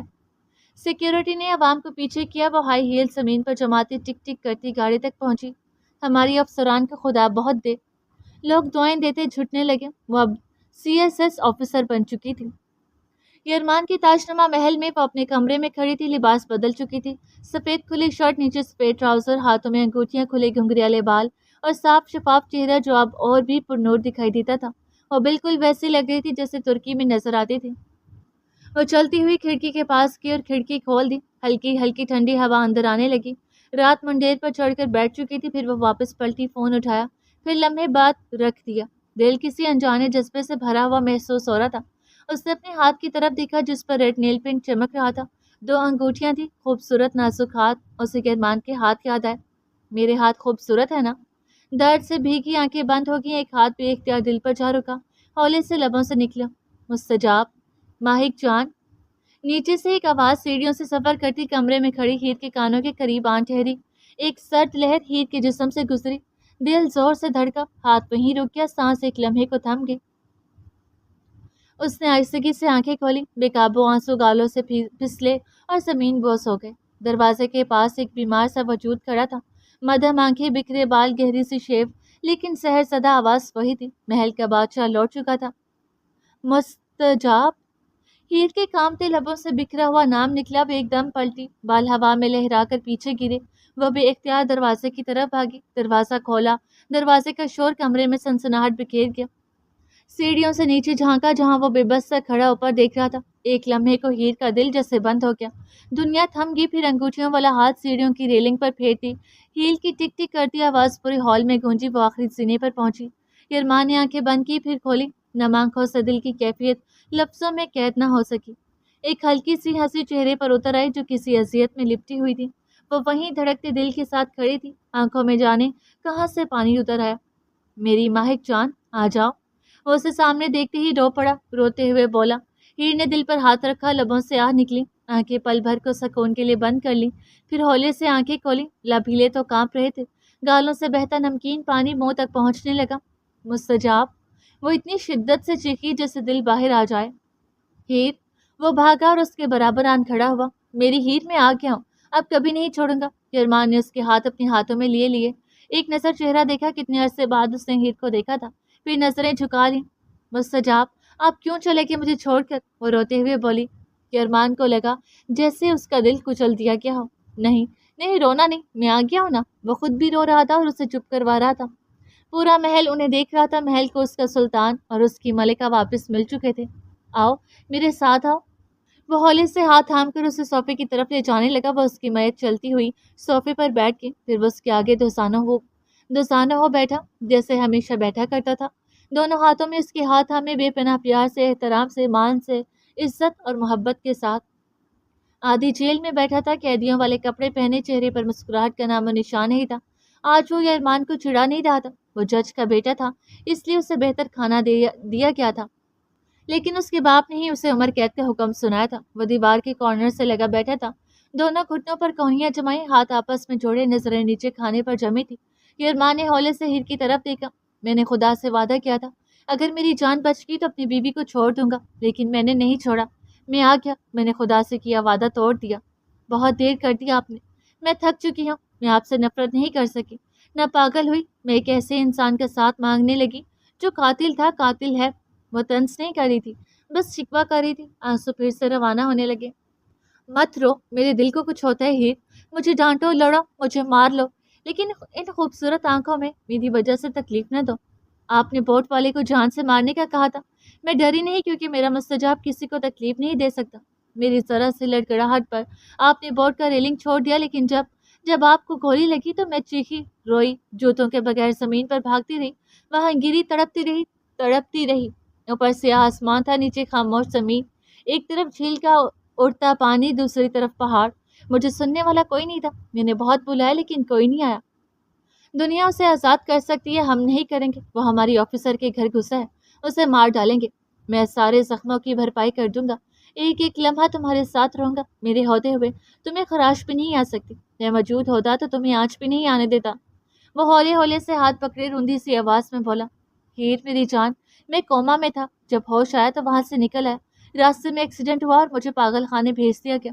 وہ ہنسی، زور سے ہنسی۔ اچھا جی، یہ کون سا طریقہ ہے قتل کا؟ کیا مجھے بھی مارنے آئے ہیں؟ وہ ہکا بکا اسے دیکھنے لگا جسے وہ چھوڑ کر گیا تھا۔ یہ وہ تو نہیں تھی۔ ہیر، ایسے کیوں بول رہی ہو؟ میں مستجاب، تمہارا مستجاب۔ آنکھیں پھاڑے، پتہ نہیں وہ کس کو یقین دلانے کی کوشش کر رہا تھا۔ ہٹو پیچھے، امان کریم۔ ہیر نے ہاتھوں کو جھٹکے سے نکالا، زمین پر رکھا پاؤں اٹھایا اور اس کے کندھے پر ٹھوکر ماری۔ وہ اچانک افتاد پر پیچھے گرا، ایک ہاتھ زمین پر ٹکا۔ ہیر، وہ زہرے لپڑ بڑھایا، آنکھیں بھر آئیں۔ وہ وہیں بیٹھی بیٹھی آگے ہوئی، ارمان کی پتلی بے رنگ سفید شرٹ کا گریبان پکڑا، کھینچا اور چہرہ آگے کیا۔ وہ بس حیرت سے دیکھ رہا تھا۔ اس ٹھوکر سے دل ہزار ٹکڑوں میں بکھر گیا۔ ابراہیم کو میں نے گولی ماری، زہر دیا، اسے ہارٹ اٹیک ہوا۔ میں نے تم سے شادی کی تو وہ پل پل مرا۔ میں جانتی تھی وہ تکلیف میں ہے، لیکن میں نے اسے تکلیف میں رہنے دیا۔ کیسے؟ وہ ایسے کیسے بول سکتی تھی؟ ارمان کا دل کٹ رہا تھا۔ وہ حیرت آنکھوں میں لیے بے حس و حرکت بیٹھا رہا۔ تمہاری ماں نے ساری عمر میری ماں سے زیادتیاں کی، قتل ہونے پر شکر کیا۔ اس کے بیٹے نے میرا باپ مارا، میری ماں، بھائی اور بہن کا قاتل، اپنی ماں کو بھی نہیں چھوڑا، میری دوست کا قتل کیا، مستجاب احمد اور اس کے بچے کو مارا، پولیس آفیسرز اور نہ جانے کون کون، اور تم کہتی ہے آؤ گے تو گلیاں پھولوں سے سجاؤں گی۔ وہ چبا چبا کر بولی اور تنفر سے گریبان چھوڑ دیا۔ وہ ایک جھٹکے سے پیچھے ہوا۔ ہیر نے دونوں ہاتھ فضا میں جھاڑے، پھر اٹھ کر ارمان کی پشت کی جانب کھڑی ہوئی، پھر اس کے کندھے تک جھکی۔ میں روئی، تڑپتی رہی۔ 10 مہینے تمہارا انتظار کیا، میں نے تم سے محبت کی اور کرتی ہوں، اتنی کہ ایک لمحہ بھی نہیں رہ سکتی، لیکن انتقام کے معاملے میں رحم سے خالی ہوں۔ تمہارے خوبصورت کارناموں کے تانے سنے، جو محبت تم جیسے انسان نے دی وہ دوبارہ نہیں ملی۔ جب بے قصور ابراہیم پل پل مرتا رہا تو جو قصوروار ہے اس کے ساتھ ہیر تبریز دلاور کیا کرے گی؟ وہ گراتے ہوئے سیدھی ہوئی۔ ارمان کو لگا جیسے اس کا کلیجہ نکال کر اس کے سامنے کچل دیا گیا ہو۔ باہر ایک موٹی لکڑی کا سٹول رکھا گیا، اس کے دائیں بائیں لوہے کی گول گول چوڑیاں تھیں، ہینڈل۔ ہیر، اس کی آنکھیں پھٹنے کا تیار تھیں، بے طاقت سا ہاتھ زمین پر رکھ کر اٹھا، پیچھے کی طرف گھوما، وہ اکڑ کر کھڑی تھی۔ خوبصورت لباس، خوبصورت سراپا اور آنکھوں میں ایسی نفرت، یہ وہ تو نہیں تھی جو مستجاب سے اظہار محبت کر رہی تھی۔ بھری بھری آنکھوں سے وہ اسے دیکھ رہا تھا۔ وہ ایک قدم آگے، جس تاج محل میں مجھے رکھا اس سے بہتر تھا گلا گھونٹ دیتے، زہر دے دیتے۔ ہیر، میں نے سب غلط کیا، برا کیا، گناہ کیا، لیکن اتنا سخت مت بولو، میرا دل پھٹ جائے گا، وہ کہتا ہوا رو پڑا۔ وہ ہنسی، پھر کہکا لگایا جو پورے ہال میں گونج اٹھا۔ میں نے محبت کی ہے تم سے، سب کہتے تھے وہ قاتل ہے، مجھے تانا لگتا تھا لیکن حقیقت یہ تھی کہ تم میرے قابل ہی نہیں تھے، تم قاتل ہو قاتل۔ وہ غصے سے چلائی، چہرہ ہر تاثر سے خالی، درد، رحم، نرمی، محبت وہ کہیں نہیں تھی، آنکھوں میں آنکھیں گاڑے چیخ رہی تھی۔ آدی نے پلیٹ سے گلاس اٹھایا، پھر آہستگی سے اسے کارنر پر لے جا کر نیچے گرایا۔ وہ گلاس ٹوٹ گیا، بکھر گیا۔ ایک پولیس آفیسر موبائل بینڈ پر کھڑا، ہاتھ میں اسپیکر لیے نیچے عوام سے مخاطب تھا۔ نیچے درجنوں لوگ جمع ہو چکے تھے۔ ٹھنڈے موسم کے باعث وہ سب گرم کپڑوں میں ملبوس تھے، کچھ نے سویٹر پہن رکھے تھے تو کچھ نے شالیں اوڑھ رکھی تھی۔ وہ کسی صورت میں بھاگنا نہیں چاہیے۔ آفیسرز ہر گلی، ہر شہر، ہر نکڑ پر ناکہ بندی کریں۔ ثانیہ حنیف کا والد خون کا بدلہ خون مانگتا ہے، مستجاب احمد کا بھائی بھی خون کا بدلہ خون چاہتا ہے۔ عبید جہاں نے پولیس کا ساتھ دینے کی حامی بھری ہے تاکہ اپنی بہن اور ان کے 2 بچوں کو انصاف دلوا سکے۔ پولیس نے قتل کیس میں رسمی طور پر مقدمہ دائر کر دیا ہے۔ میں 13 سال کا تھا تب سے تمہارے لیے لڑتا آیا ہوں۔ مجھے تم سے صرف محبت، پیار یا عشق نہیں ہے، تم میری رگوں میں بہتا خون ہو، یہ دھڑکن ہو، تم میری کامل ہو۔ میں نے تمہارے لیے خدا کا وعدہ تک بھلا دیا۔ وہ بے بس سا بولا، جیسے واقعی دل پھٹ گیا ہو۔ یہ 2 قدم پیچھے ہٹی۔ میں بتاؤں، میں ایسی ہی تھی، تمہاری محبت میں بہنے لگی تو خود کو بھول گئی۔ تمہاری یہ چاہت میں اپنے قدموں کے نیچے رکھتی ہوں کہ ارمان کریم اتنا چاہیں گے تو میں غرور کرنے لگوں گی۔ اور ایک اور خوشخبری، 7 مہینے پہلے میں خلا کا کیس جیت چکی ہوں۔ اب ہمارے بیچ کوئی رشتہ نہیں، کوئی بھی رشتہ نہیں۔ وہ سرد سے لہجے میں دھاڑی، وہ وہیں ساکت ہو گیا۔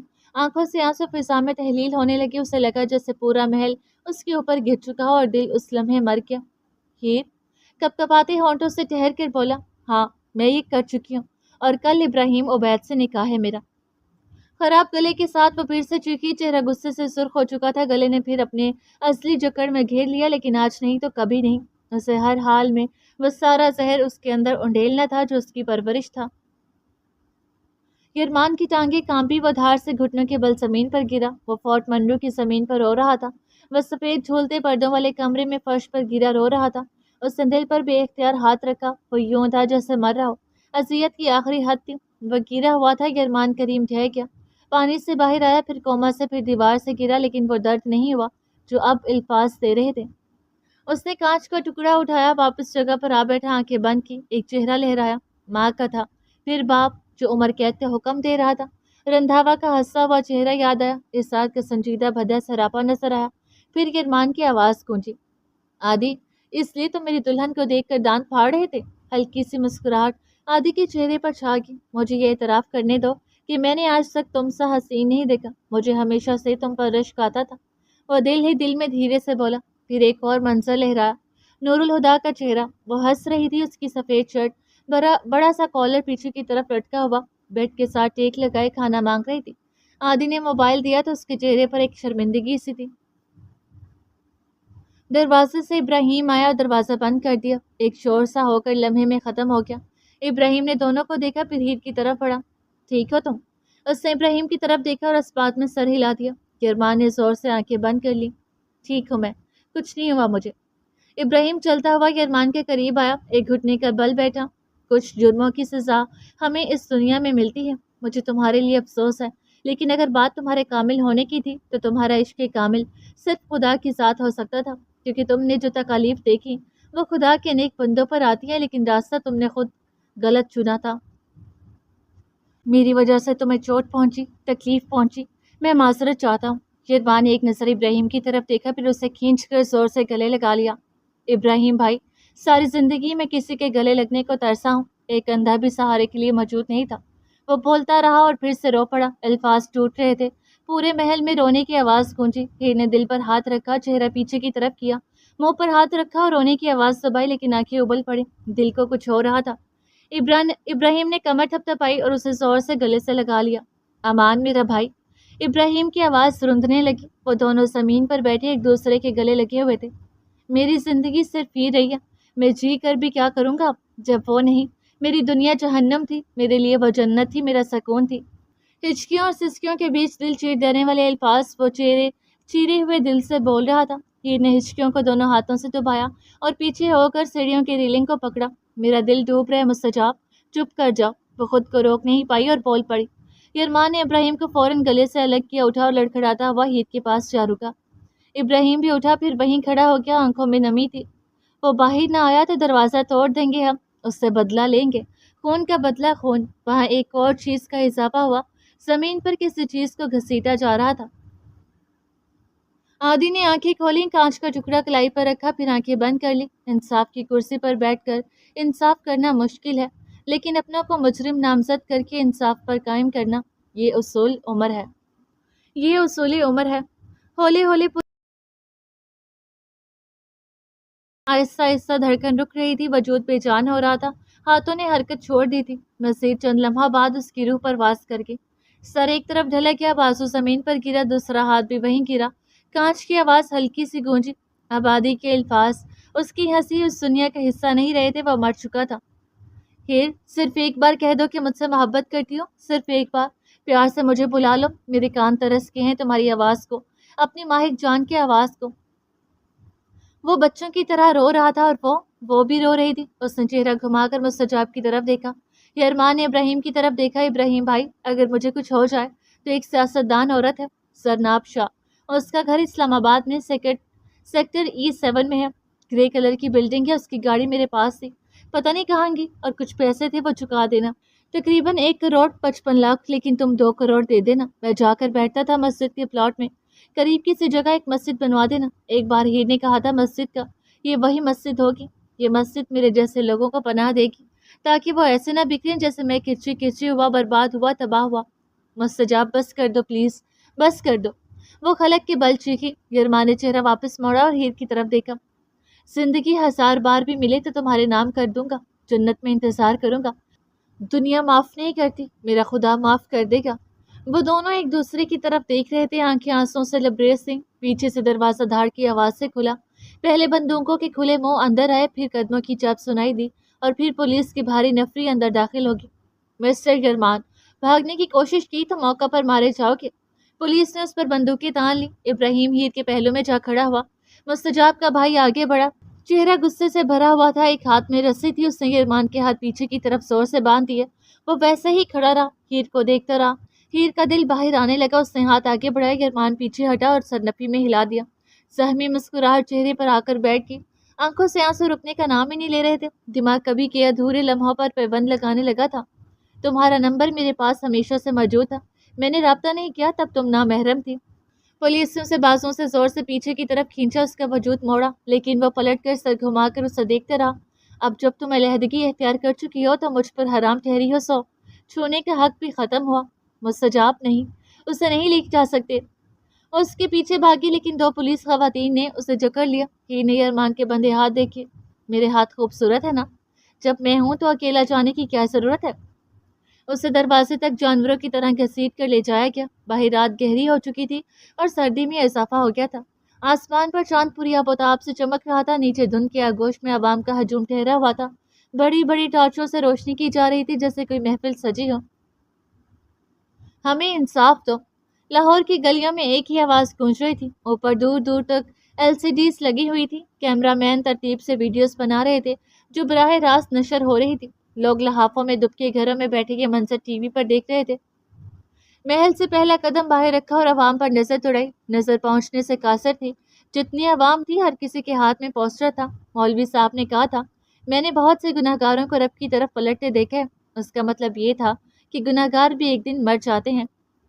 لفظوں کے مفہوم بدلنے سے وہ اتنے مہینوں کا سفر طے کر چکا تھا، پھر اسے گھسیٹ کر سامنے لے جایا جا رہا تھا۔ وہاں ایک سٹیج بنا ہوا تھا، اس کے اوپر لکڑی کا سٹول پڑا تھا، ساتھ ایک ہتھوڑا بھی رکھا تھا، چاروں طرف روشنی کی آخری حد تک جگمگاہٹ تھی۔ اس نے سامنے دیکھا، پھر آس پاس عوام چیخ رہی تھی، ویڈیوز بن رہی تھی، قدم رکھنے کو جگہ نہیں تھی۔ وہ میری روح کا حصہ ہے، وہ میری سول میٹ ہے، میں چلتا ہوں تو وہ میرے قدموں کا سہارا بنتی ہے۔ پیچھے سے دھکا لگا، وہ گرتے گرتے بچا، میں بولوں تو وہ میرے لفظ۔ آج اس کا دل مر گیا اور زبان پر جیسے قفل پڑ گیا۔ میں خواب دیدہ انسان ہوں تو وہ میری حقیقت ہے۔ سامنے دنیا کے بے رحم لوگ موجود تھے، میں اس دنیا میں خوش ہوں۔ لوگوں کے چہرے پر نفرت ٹپک رہی تھی۔ وہ میری ہیون ہے اور یہ جگہ جہنم بنی ہوئی تھی۔ اسے تختہ دار پر لے جایا گیا، ایک شخص ہتھوڑا گھسیٹ کر لایا۔ یرمان کا چہرہ اگر ایک لمحے کو بھی دیکھو تو اس زخمی مسکراہٹ کو دیکھ کر دل ابھر کر باہر آ جائے۔ ابراہیم، اسے روکو مستجاب۔ ابراہیم وہیں کھڑا رہا، سینے پر ہاتھ باندھے، وہ دروازے میں کھڑی چیختی رہی، دو افسران اسے دائیں بائیں سے جکڑے کھڑے تھے۔ یرمان مسکرا رہا تھا، ہوا جسم کے آر پار ہو رہی تھی، ہونٹ نیلے پڑ رہے تھے، جسم پر گرمیوں کے کپڑے تھے جن میں سیاہ گھٹنوں سے پھٹی پینٹ اور باریک بھدی سفید شرٹ تھی، لیکن پرواہ کسے تھی؟ مجھ سے ایک لمحہ بھی دور نہ ہونا، میں مر جاؤں گا۔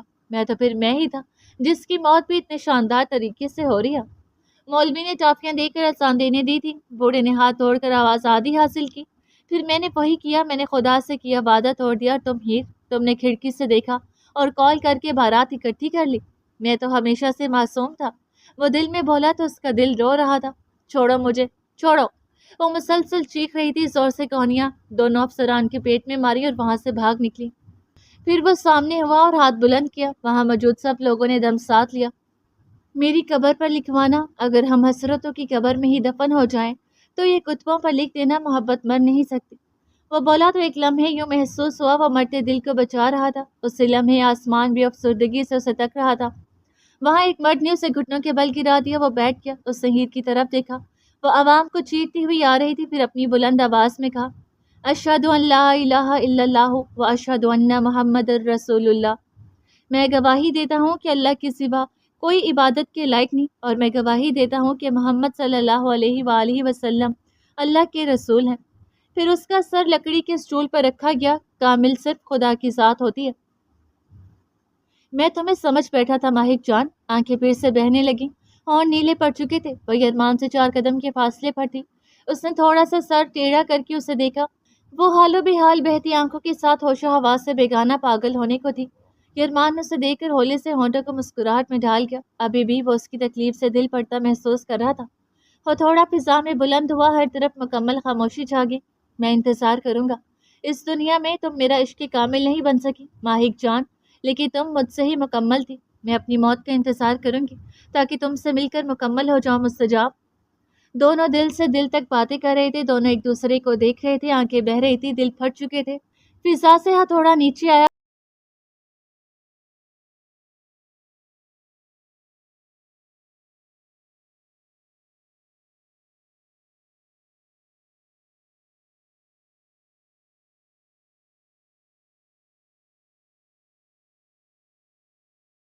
کر کہا، عاشق کا جنازہ ہے، ذرا دھوم سے نکلے، قاتل کا جشن ہے، ذرا موت گھوم کے نکلے۔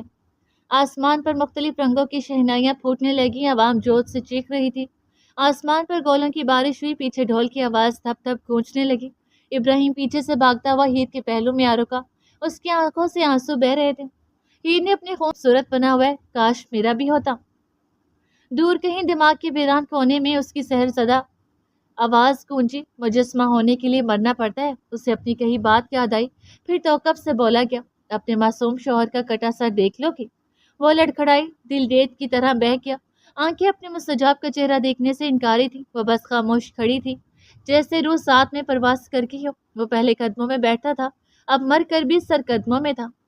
یرمان کے الفاظ قبولیت کا درجہ پا چکے تھے، پیچھے شور بڑھ رہا تھا، یرمان مر چکا تھا۔ عوام کی خوشی پورے لاہور میں گونج رہی تھی، گلی محلے سڑکیں خوشی سے لبریز تھیں۔ لوگ گھروں میں بیٹھے یرمان کا کٹا خوشیاں دیکھ کر خوش ہو رہے تھے، سامنے بھاپ اڑاتے چائے کے کپ پڑے تھے۔ وہ کانپتی ہوئی 3 قدم پیچھے اور دھڑام سے اس کا وجود زمین بوس ہوا اور اس کا سر یرمان کے سر کے سامنے ہو گیا۔ ہیر کی آنکھیں بند تھی، یرمان کی کھلی ہوئی تھی۔ یرمان کی گردن سے نکلنے والا خون ہیر کے سفید کپڑوں میں جذب ہو رہا تھا، اوپر آسمان پر چاند چمک رہا تھا۔ وہ دونوں زمین پر گرے ہوئے تھے، یرمان کی آنکھوں میں ہیر کا عکس دکھ رہا تھا، ایک کا چہرہ تھا اور ایک مکمل وجود۔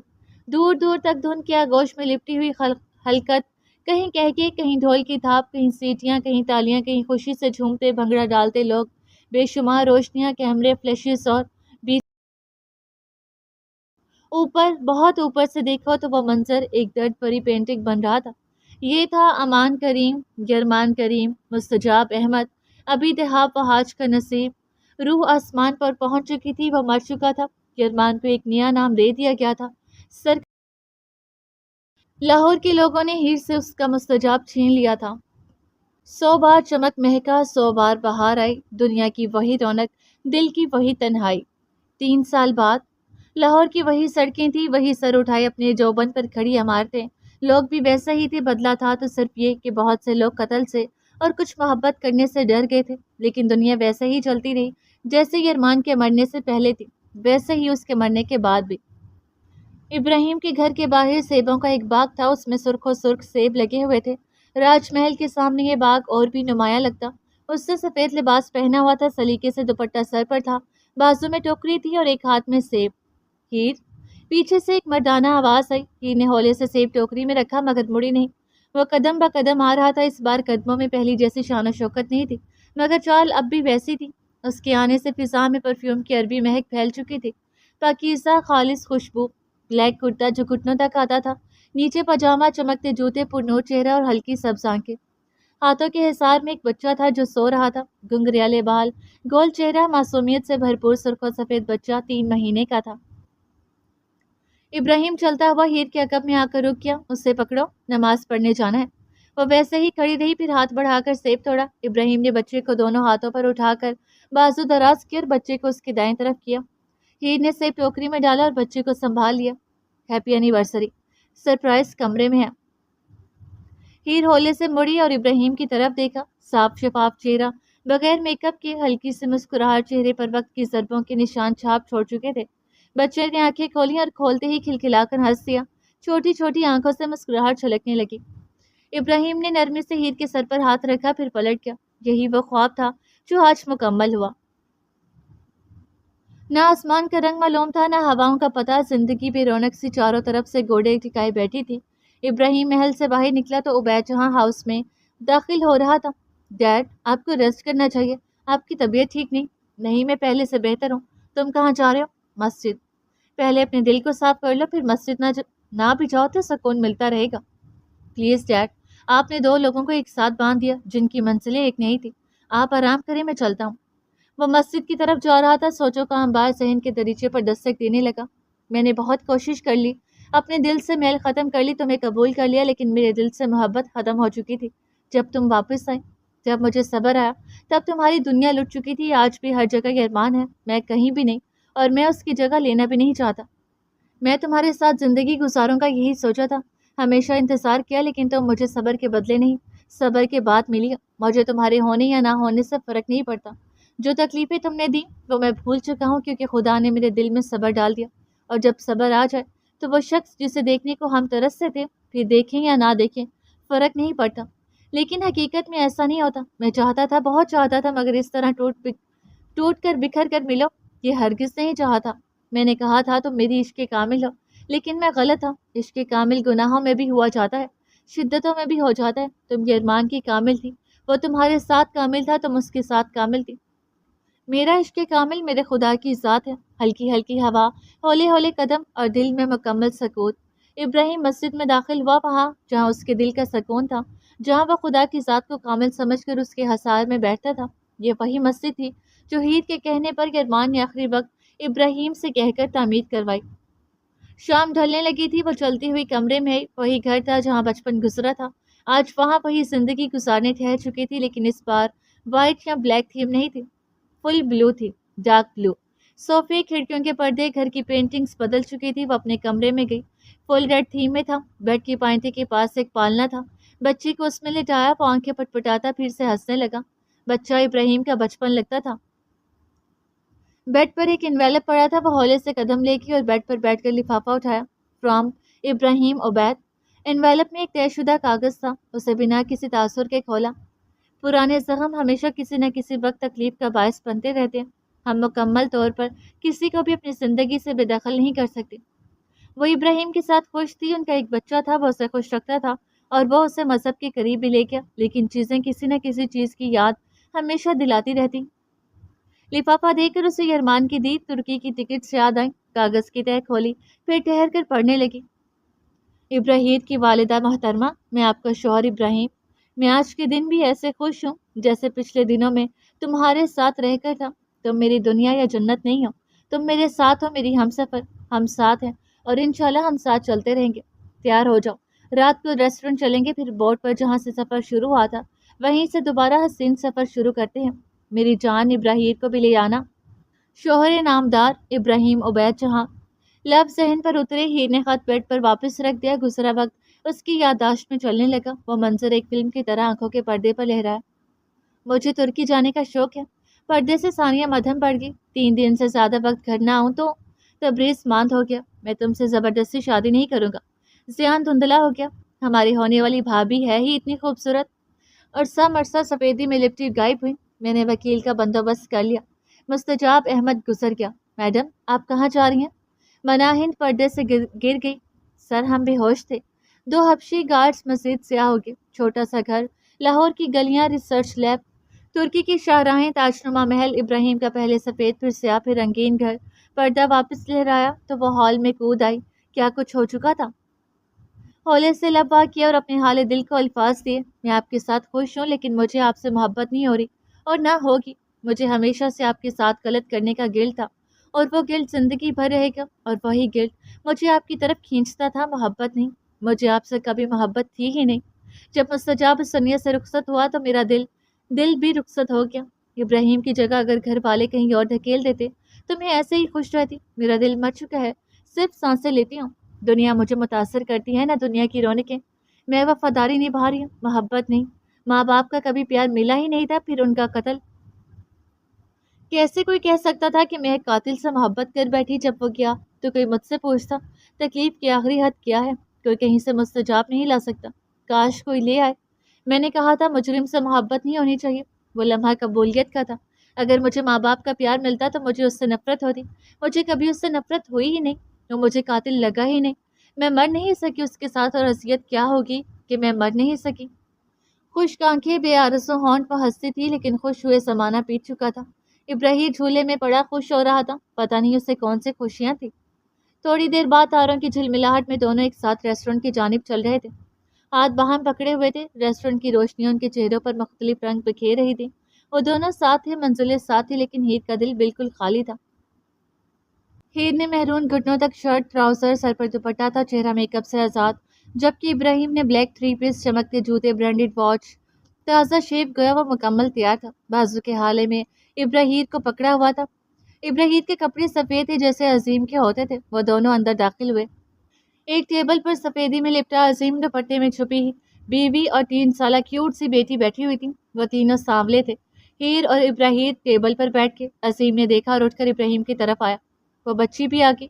اس بچی نے ابراہیم کی طرف ہاتھ پھیلایا۔ ابراہیم نے پیار سے اسے تھما دیا۔ حذیفہ بیٹے سنبھل کر، گر جائے گے بھائی۔ عظیم گھٹنوں کے بل بیٹھا اور پیار سے کہا۔ بچی نے ابراہیم کی طرف دیکھا۔ انکل بابا سے کہیے نا، میں سنبھال لوں گی، ابراہیم گرے گا نہیں۔ لیکن وہ میرا بھائی نہیں، وہ بہت معصومیت سے بولی، آواز بالکل صاف تھی۔ ابراہیم نے مسکرا کر پہلے بچی کی طرف دیکھا، پھر عظیم کی طرف۔ عظیم نے نظریں جھکا لی، پھر کھڑا ہو گیا۔ باس پتہ نہیں وہ ابراہیم سے کیوں اتنا اٹیچ ہوتی جا رہی ہے۔ میں کوشش کروں گا حذیفہ کو دور رکھوں۔ حذیفہ عظیم وقاص ابراہیم کا بالکل ویسا خیال رکھنا جیسے عظیم وقاص ابراہیم عبید کا رکھتے ہیں۔